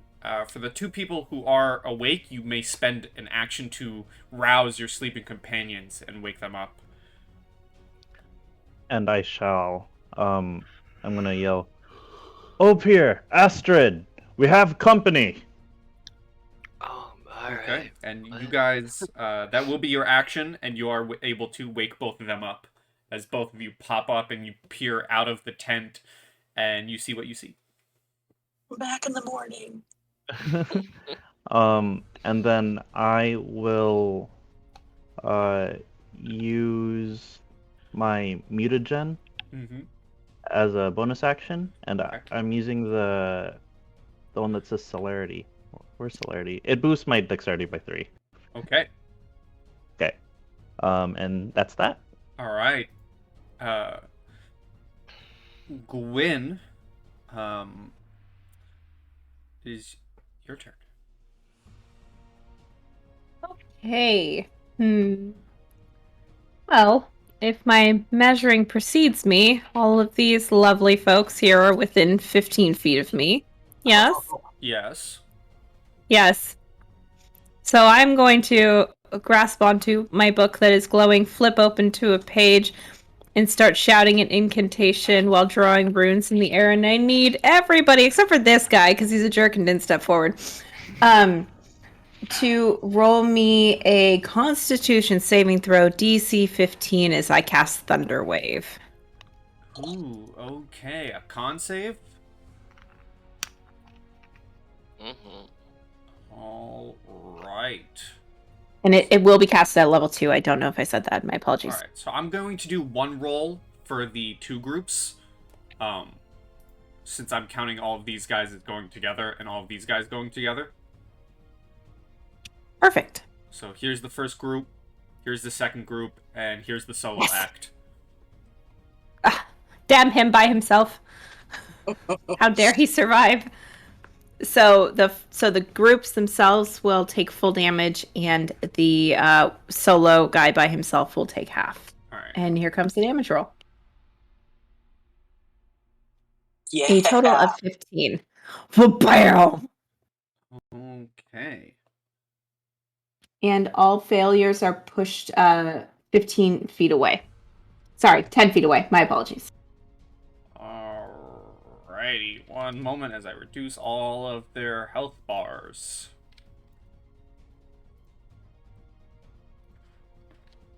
Can you get all of them with a 15-foot cube? Because it's just 3 by 3 by 3, right? It's just 9 squares. Yeah, I measured out for myself for 15. But I think it's Let 9 me- squares in total. I think all the way across is 30 by 15 by 30. Hold on. Let me make this guy a square real quick. Yeah, because it would be just Was it 3, 3, 15? 3. Yeah. From outwards from you. I want you to hit them all, but, you know. I think you can only do 9 squares. Yeah, I think the best shot was hitting the lone guy in hold on. the blue group. This for is a 50 15. foot. That's more than 15. Nope, that's That is 15. way more than 15. That's more than Fif- 15. Is that Oh, 15? That is a It's going from 15 center to radius center. square. Yeah, it's going because from not center to radius. center. That's why it's a 15-foot cube, right? Because they're only. I think it's only. I mean, you can put it wherever you want, but I think it's only 9 cubes total because a cube doesn't do the square like radius. But 15 cube yeah, I think it's originating from yourself. 3 by 3, right? 3 by 3 by 3. That's my understanding, but I'm gonna leave it to them. But hey, put it however big you want it to be. I Right? just want to make sure we're all on the same On page. the same page, yeah. That's all. Not that I have spells, so it doesn't matter, but you know, wherever you want it to be. I was just curious. That's all. This spell is stupid and weird. I'm gonna keep it how it is. Oh, okay. Sure, I'll hit everything. That's fine. That works for me. Thunderwave is such a dumb spell simply because of its wording. 15-foot cube is a total of 9 squares on a flat map.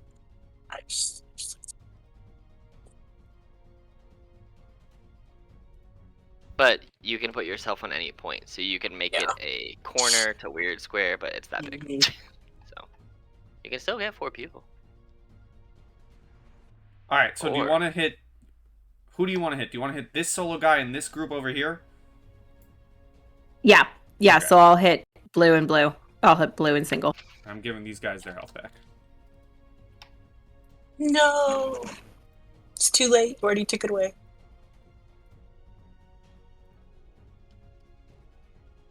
Okay, so as you let out this wave of thunder, which everything within 300 feet hears. Let's see. Hey, we're awake now. If we weren't before. Yeah, Mhm. this group of shadows are pushed back.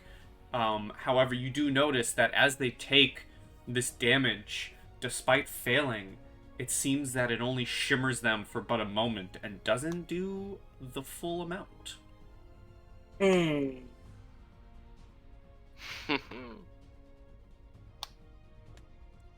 Anything else? No, that will do it for me. Okay, this group of shadows is going to make it back into the fight, and one of them is... So, let's see, this one is going to move on up here. This one's going to move in. 2 of them are going to attack Tobias, and one of them is going to try and attack Astrid. Jerk. So here's the 2 against Tobias for a 22. Ooh, yeah, I'll use an early shield. Okay. Okay, so I'll use an early shield. Mhm. Dang. What does that make your armor class? It would make it 26. The next one, directly next to you, for 19, which misses, and then the third one against Astrid, which because you were sleeping, it would have advantage because you're technically prone, Yeah. for a 13. Oh, misses. Okay, this other lone shadow is going to approach Gwyn for a natural 20 Yeah, that hits. Oh no. for this amount of damage. I feel so bad using my reaction. That I'm hurts. sorry. And your That hurts a strength lot. is reduced by 3. It's 24 max damage. Jesus. Your strength score is reduced by Almighty. 3. Actually, it's more. That can't happen because I am down. No! I will reduce my max score by 3, but yes, I am down. Well, that was not fun. Okay. For you. 24 downs you? I have 25 HP and you hurt me for 1. Yes, So it's I'm down. 24 plus 4 is 28 Alright. plus 12 more, so it's actually 42. So it's almost I- an instant kill. I actually have a lot of health for a wizard. I have 25. That's a lot. It's not connected to your D&D Beyond, so don't forget to reduce it on your token. Got it. Thank you. This other group, while seeing that, they're just going to invade Opir's privacy. Rude, guys. Hey, at least only one can get there. Oh, they gotta come in here. Oh, They all forget want it. that gleaming chest. They're ghosts. They can move through walls. Rude. And 1, 2, 3. Only one of them hits. Just that middle one. For 13 necrotic and a reduction of 2. That's rude. At least it's just 1 point, I guess, right? And at the top of the turn, Astrid, as you stare out of your tent at this undead specter, and you look around, you notice that some of these specters wear studded leather armor, all identical as if they were uniform. Many of the helmets you recognize are typical of the troops of the Odin's Eye. Man. And we are just pinned in like crazy, aren't we? Mm-hmm. We are not in a good spot. No. I'm just Definitely not. I'm sitting here trying to figure out how I can get to Gwen without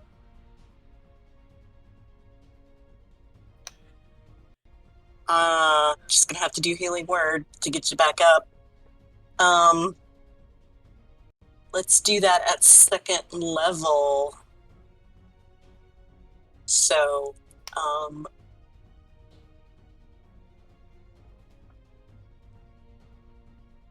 there's that. So 11 HP Thank to you. Gwyn. And then as a bonus action, here's what I'm gonna do, friendos. That is your bonus action, so you have a full You're right, action never mind. left.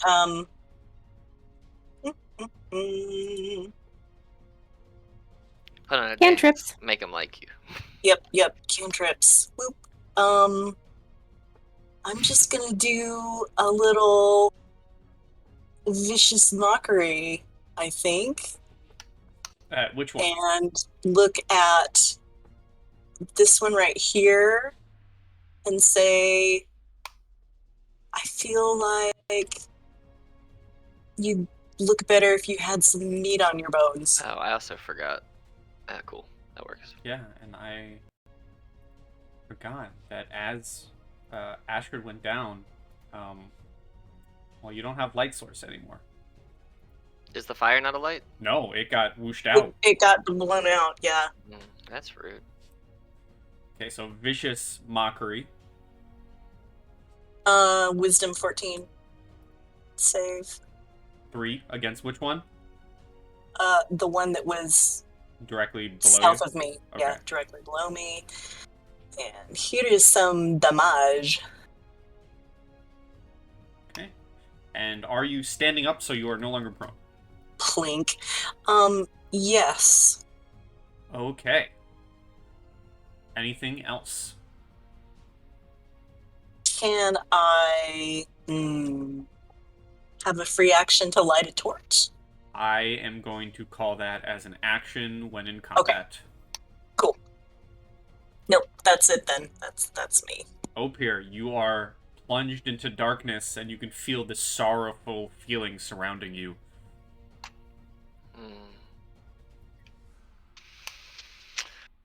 Well, I'm gonna stand up so I'm not as prone anymore. And then I am going to grab my axe and I'm going to slam it into the ground, causing a cacophony of laughter. And I'm going to imbue it with this purpley psychic damage, and I'm gonna take a swing at the guy who I got hit from. Whoever hit me, that's the direction I'm gonna swing at. Okay, So taking a whatever. blind swing. Yes, I am. A 10. A 10. Unfortunately, you go to swing, and the only contact you feel is the ripping of your tent. Oh. Well, heck no. I'm gonna use my action surge and try and do it again. Okay. 19. That does hit. Cool. So he will get hit with my axe, and then he'll also take 2 Wrathful Smite damage, and he needs DC 13 Wisdom, or whoever it is, scared of me. So he takes a total of 11, and he's scared 8. of me. They are. So, and yeah, I don't know if I have to. Let me see. Is a Wrathful Smite a concentration for me to maintain it? Concentration until the spell ends. Yeah, so I'll just maintain concentration on that for now. Okay. So that one, whatever one it is Mhm. afraid of me. So, and if you need to remember what Frighten does, I will post it just because I forget. Alright. And is that your turn? Yeah, because I stood up, I used my bonus action to wreath it with smite, with Wrathful Smite damage, and then I action surged and attacked. So it's my whole turn. Alrighty. This shadow is going to try and drain the strength of Tobias with their vicious axe for a 22. That will not hit. Okay. And it is your turn. And now shield goes away, and I'll be sad. You are in the darkness. It is an action to light a torch. I will cast Druidcraft on our campfire to reignite it. Oh snap! Ooh, Oh. okay. Dude, That worked. clutch. Boom. Combat Druidcraft. Ah! Ah! Pretty much that's how that went. I like to think about this because Tobias only saw the one coming up, and then like everything went dark, and then he It's- lit up the lights again, and everyone's surrounded. What happens is it's a horror movie moment, right? Though you see the one approaching you, and all of a sudden all the lights flicker out, and as your druidcraft is going off, it is slowly trying to flicker the embers, and between each flicker of the embers, you hear the groaning and the floating creature slowly getting closer until suddenly the campfire fully ignites, and you just see multiple of these bloodthirsty specters growling in front of you. Also, Gwyn is bloody as heck. And on the ground. Actually bloody this time. Oh man, it was a messenger of the future. Okay, I hate so foreshadowing. right. So as my bonus action, because that's all I have left, is I'm gonna use Crimson Right. Okay. Ooh. All right, let's do this Crimson Right damage. All right, I'll take that. And I believe that's my turn. That's all I can do. Okay. Get move. Gwyn, your breath comes back to you. Do keep track of your strength score. You lost 3. If you get to 0, you die. Fantastic! Great! We do not like this. Great! Fantastic! Okay, let me make sure I've done my math right.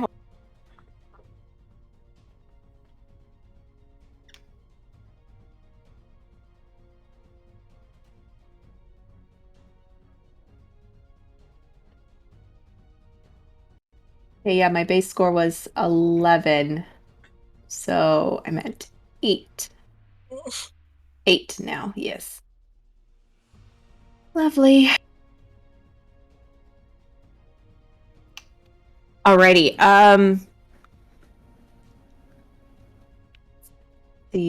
I'm going to...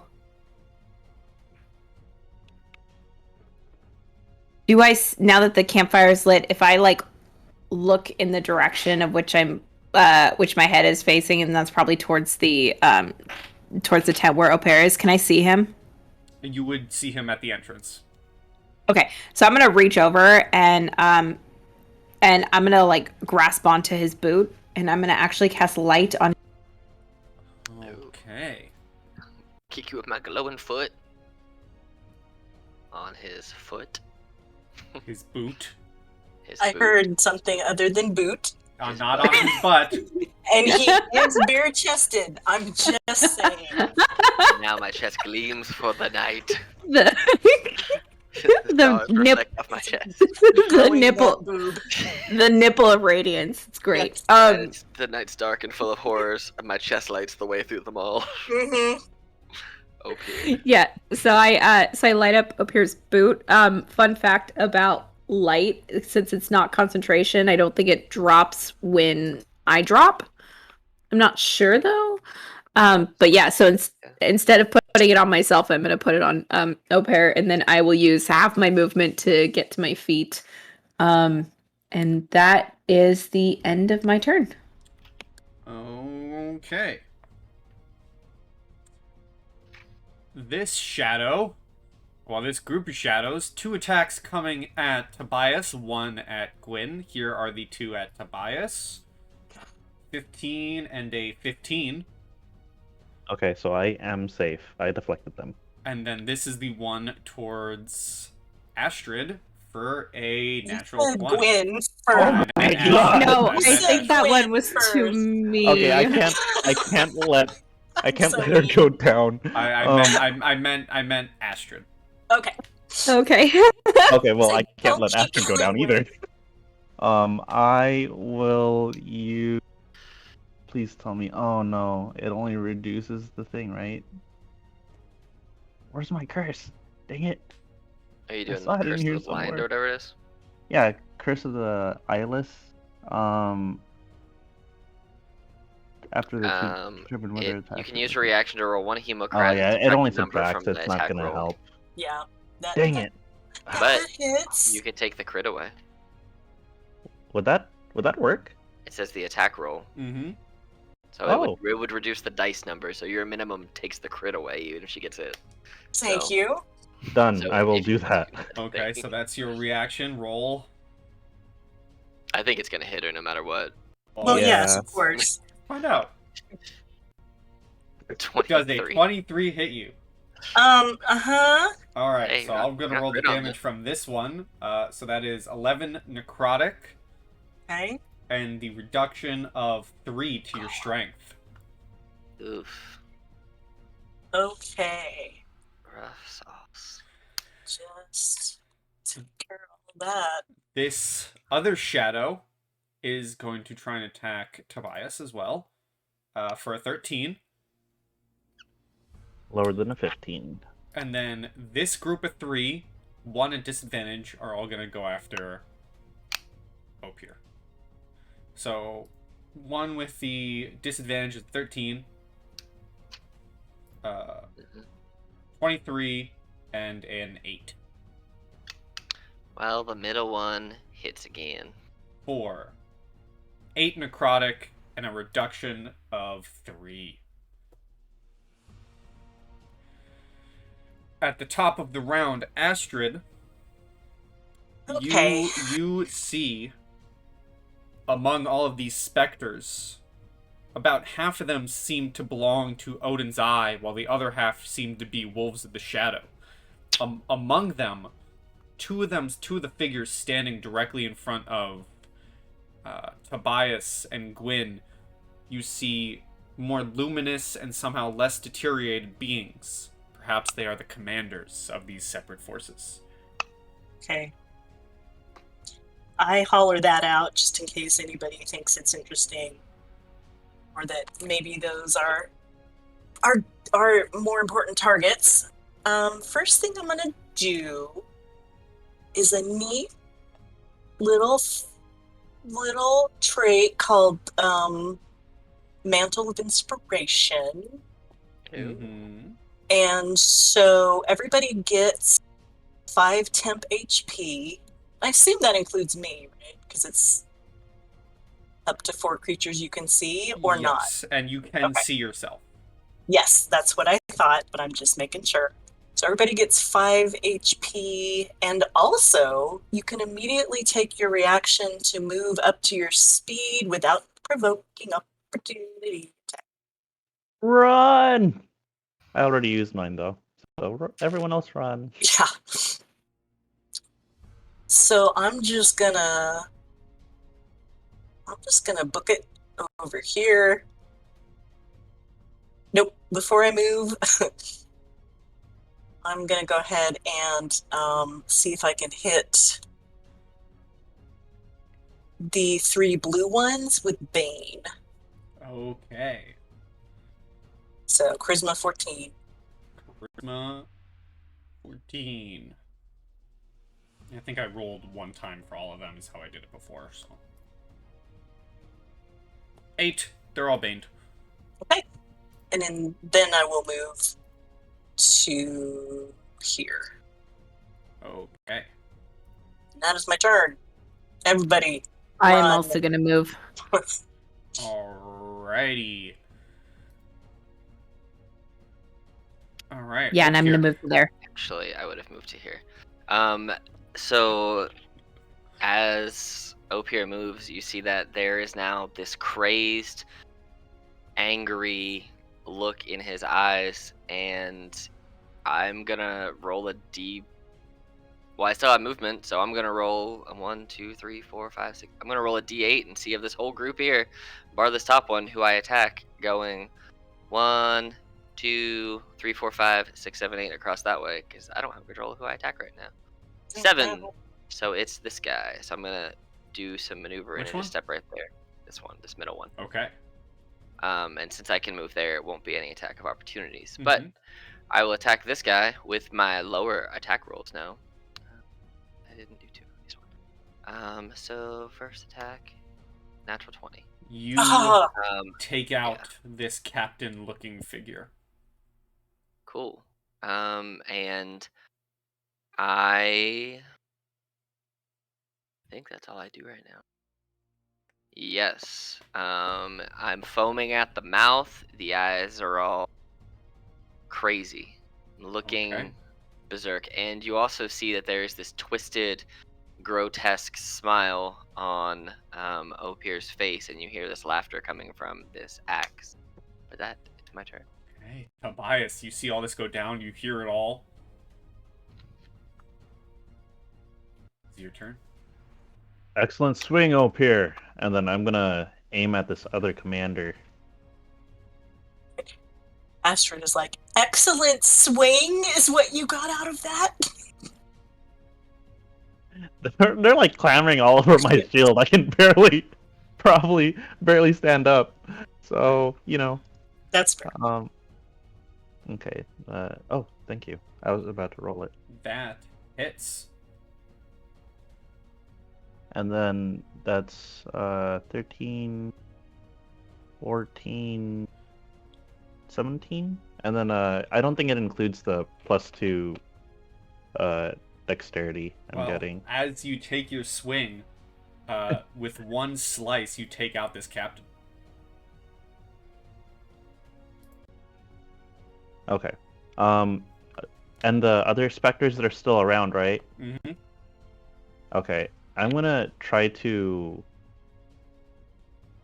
Do these 3 look like they're focusing, or well, they're turning towards me? Or did one of them look like they're following Astrid?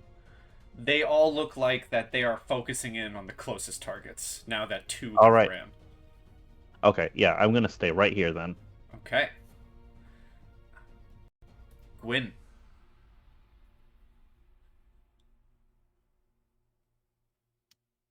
Right, let's see what I can do without hurting too many people.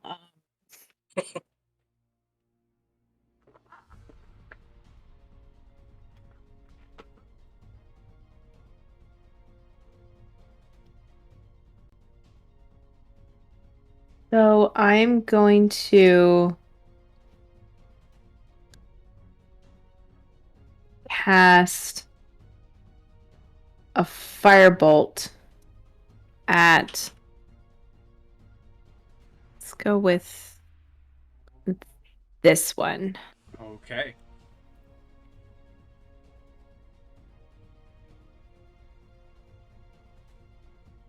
That's a natural 20 payback. 17. 17 fire damage. 17. Well, gosh dang. As you launch this firebolt at this creature, it hurts, but you notice it doesn't hurt as much as you hope it would. Diggity Okay. dang.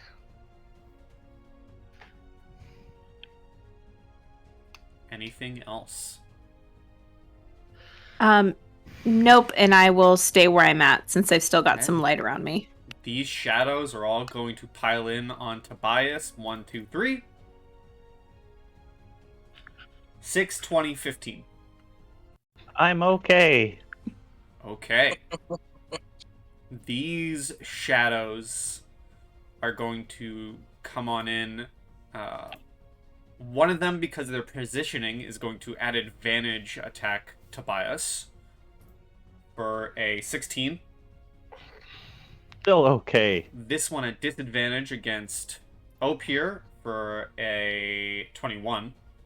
It does hit. Let me see. He is still afraid because it's 10 or half. So For 11. 11 and a reduction of 1. And then the unafraid for a natural 1. And misses.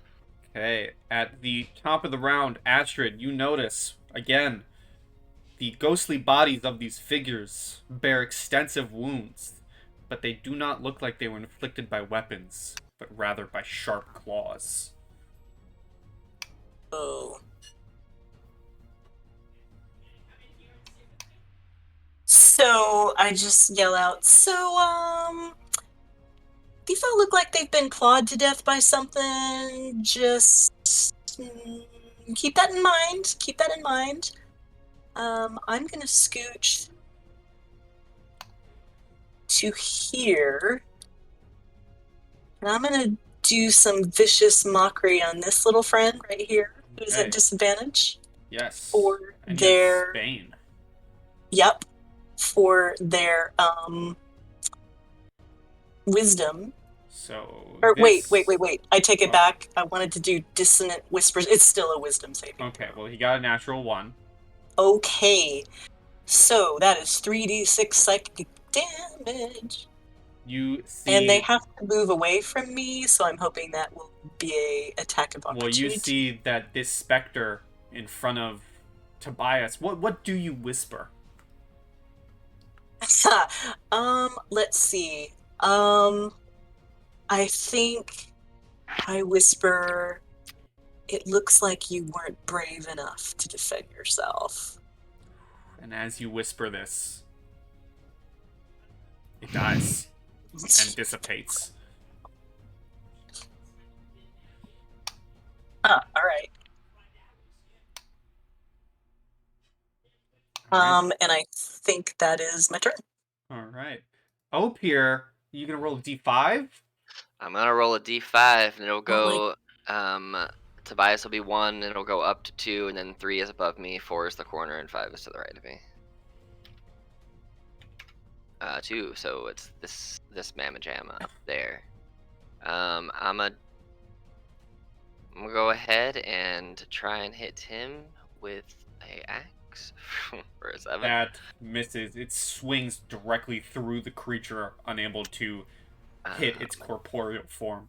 Then I'm gonna use a bonus action to second wind myself for Okay. some HP. Actually, you know what I'm gonna do? Oh. I'm gonna use my inspiration and try and hit him. Okay, so you can reroll. Yeah, let me take the inspiration away. 7. Still misses. good old standard 7. Mhm. But that is my old turn. Alrighty, Tobias. Okay. I am going to make a swing at this guy over here. Okay. Swing. Why are you not swinging? I'm I'm clicking the button. There we go. And Oh, weird. well, an 8 misses. The 8 misses. Okay. So I am going to. I'm going to try to position myself a little bit better, and just walk this way. Okay. Yeah, you know what? Yeah, I'll trigger those. All right, you are Okay. going to take 2 opportunity attacks. Mm-hmm. 1 and 2. So And 2. 5 and any second now, and a 9. Okay, so I got away unscathed. Mm-hmm. Alrighty. Anything else? That will be it. Gwyn.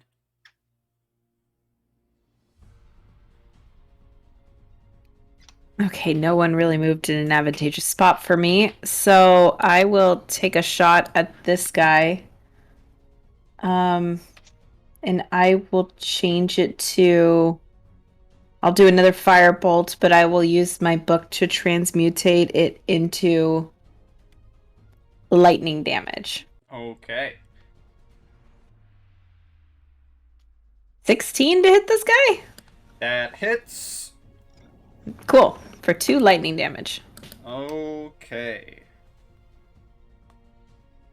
And it strikes and doesn't do its full amount of damage. Ah, damn it. That is actually, I'm going to take a step forward-ish so I can continue to stay in the light, but that will be the end of my turn. Okay. One of these shadows is going to try and break off from Ope here, so you can take an attack of opportunity if you wish. Sure.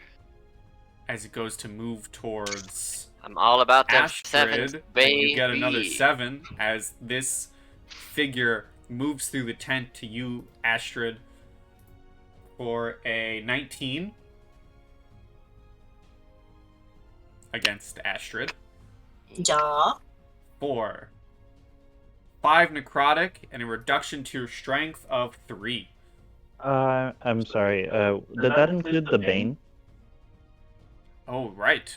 Was it Oh. D4? Thank you. It's a Yeah, It D4. might matter. Yeah. Yep. Yeah. It's not going to matter. 16. Rude. Aw. Oh, A 17. oh. Yeah. So 5 necrotic and a reduction to your strength by 3. Okay.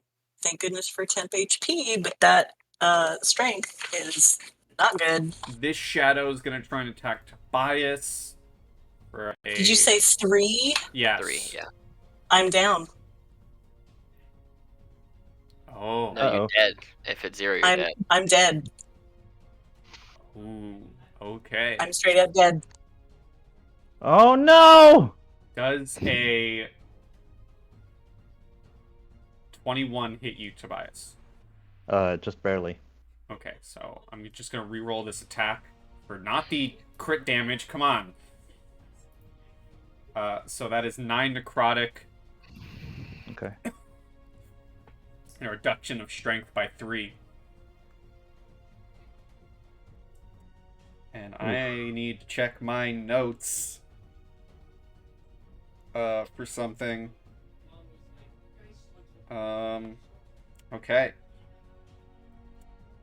This group of shadows are all gonna continue their assault on Ope here. Here's the one with disadvantage for a 10. Mm-hmm. Misses. And then the other 2 for an 18 and an 11. One of them hits the 18. 5 necrotic for a reduction of 4.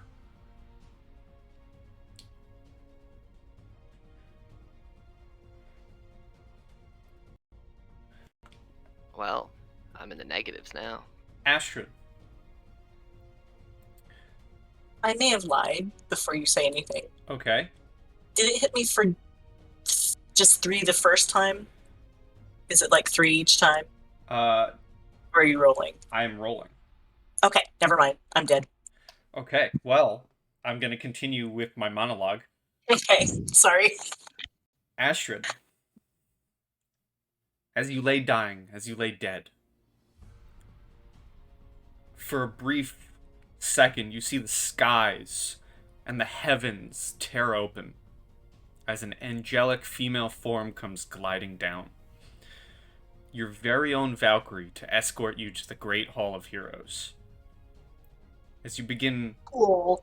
further fading away, I'm actually going to change the music to something hopefully a bit more dramatic. As you begin fading away into darkness and into the arms of this Valkyrie, you begin hearing the cawing of ravens. Before you see a cloaked figure standing afar, staff in hand, as it seems like time slows to a standstill. Valkyrie unmoving, your party members locked in battle. Almost like they were never there, the figure disappears, and you hear a soft voice speaking directly into your ear. Now is not your time. You are destined for great things, and this battlefield will not be your last, for the end is nigh, and you are needed. Take my hand and rise. And you see this figure, cloaked, towering above you, holding out their hand towards you. Well, I take it. As you take their hand, time begins to move again, and they raise you to the ground. They raise you back up. Your strength is restored. Your health is restored. Time begins moving again. The Valkyrie disappearing. The figure standing a good 10 feet taller than you, absolutely dwarfing your size, is gone just like that as you come back to consciousness, and it's your round.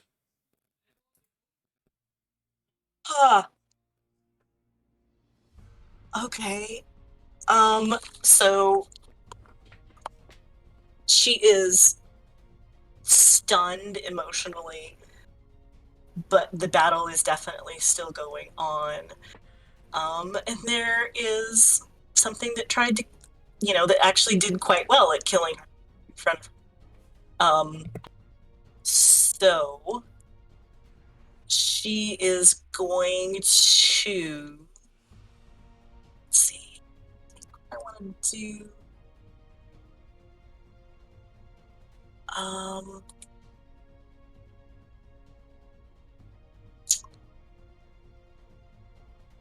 okay, let's try something new. She is going to just kind of panic and cast Cloud of Daggers right here. Okay. Is there a save I must make?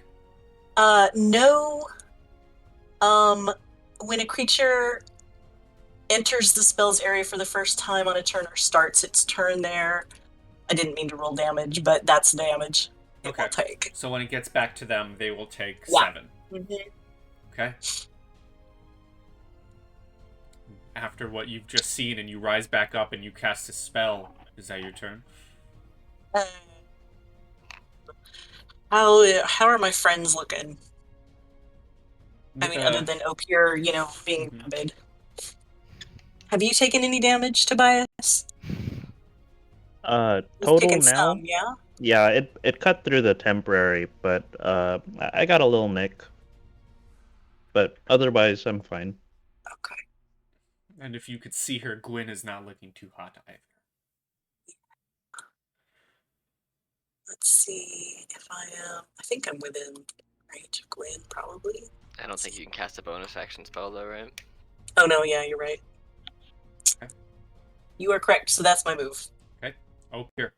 Alright, I'm gonna D4 it up with Tobias being 1 and the guy above me being 2, 3, 4 in that order. 2. Attack the guy in front of me. 19. That hits. That's not a 7. That is, in fact, not a 7. And then I might as well make it a goading attack. Give myself a D8 extra damage to it. I don't know why it rolled a 24. It rolled not all how four. that works. It rolled all 4, so I'll just take the first roll, which was the 8. Oh, So well, you take down this specter. I take down that specter, and I am foaming at the mouth, but laughing incessantly, kind of like an evil, more strength-based Joker who's possessed. And this guy at the corner is still afraid of me, and this other shadow is also still there. So, Okay. that I don't think I have anything I want to do in my bonus action. So let me double check. Nope, that's it. All right, Tobias, as it gets back to you, as you're fending off the specter in front of you, you can hear this vicious laughter coming from Opir, a sound you've never heard before from behind you.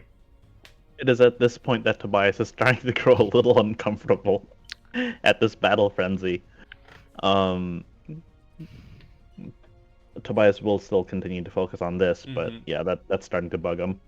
Okay, artisanal assault axe, do me good. Thank you. You take down this specter. Okay, so I saw Astrid fall, right? You saw Astrid fall to the ground, and obviously you did not experience the time flowing to a standstill, so to you it seemed as if Astrid got slashed by this specter, fell to the ground, their strength drained, their body looking gaunt.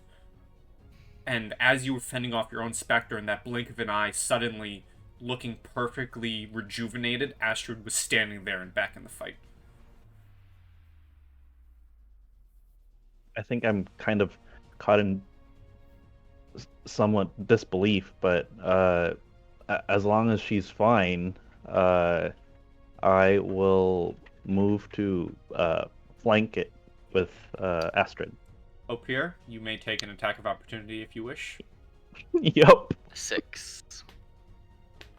Whoa, watch where you're swinging, my friend. I just look at you and I am foaming and laughing, and lots of creepy spittle is just flying out of my mouth. But I'm also looking weaker, so there's also that going on. I don't look. My gleam is starting to wear out. It's not quite as on such toned chest. You're slobbering on With it. that, Gwyn, your turn. Okay, so I'm gonna do the same thing that I did before, but I'm gonna keep it at fire. So firebolt going to this guy. Yep. 11. That one unfortunately misses. Bummerino. Okay. Okay. Anything else? Nope, I'm gonna stay right there. This shadow suddenly seeing their victim still standing there is going to try and attack you again, Astrid. Through daggers. While taking 7 points of Oh, it damage. does, I yes. swear, it does. if it's another crit, I think Odin's gonna get really annoyed talking to you so many I will times. say, Disadvantage. yes, I was going to give it disadvantage Oh, no. anyways. I died. Well, I was going to So give him Bane would've disadvantage brought- anyways. Yeah, okay. So does an 18 hit you? Well, yeah. I would like to reaction cast Silvery Barbs on that and make him reroll. Okay. Does a natural 1 hit you? No. And who would you Thank like you, to Gwyn. give the advantage to, Gwyn? Obviously our rising goddess, because she's gonna get an attack next. So let's give it to Astrid. Okay. Oh, jeez. These other shadows, this one at disadvantage against you, Opir, for a 6 and a 17. Not this time. I actually managed to block Wow, one. okay. Astrid, you feel a new power flowing through you. Yeah, I guess I do. Damn. I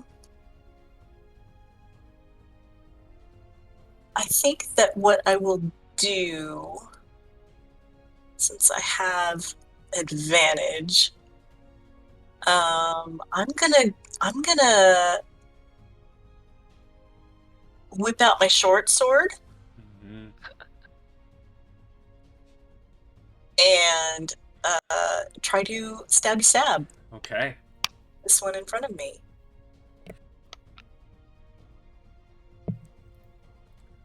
And with advantage, it's a 17. And you cut it down. Yes! I'm just gonna move you real quick, Tobias, so I can delete the corpse.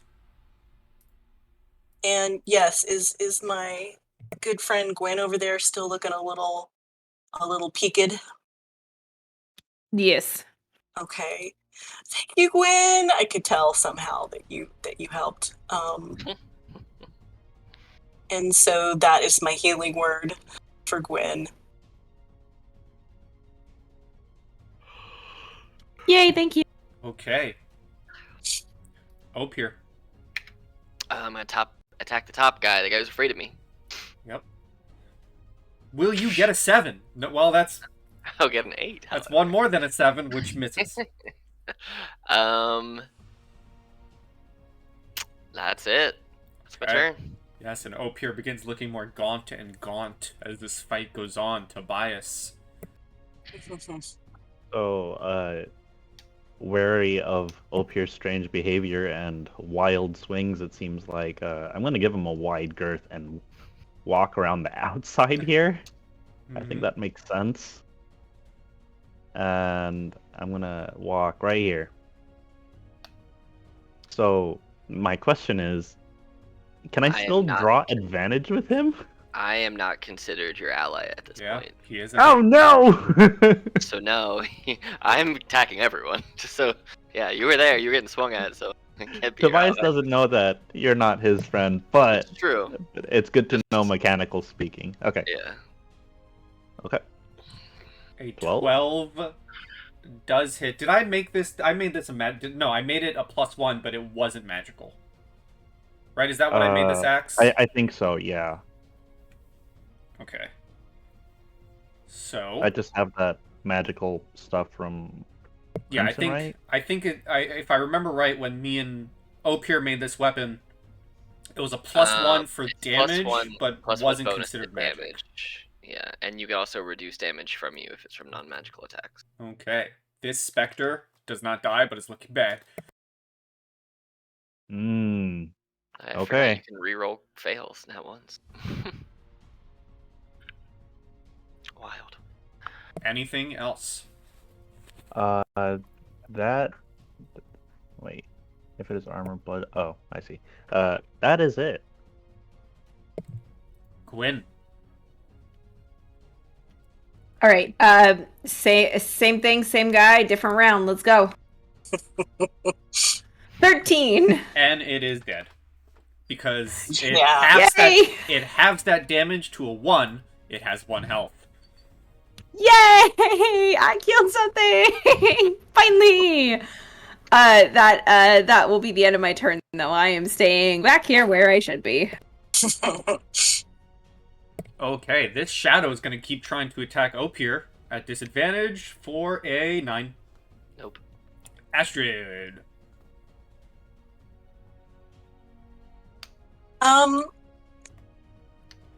Let's for funsies try our crossbow now.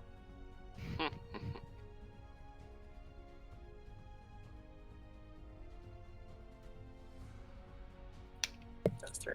Come on. You can do it.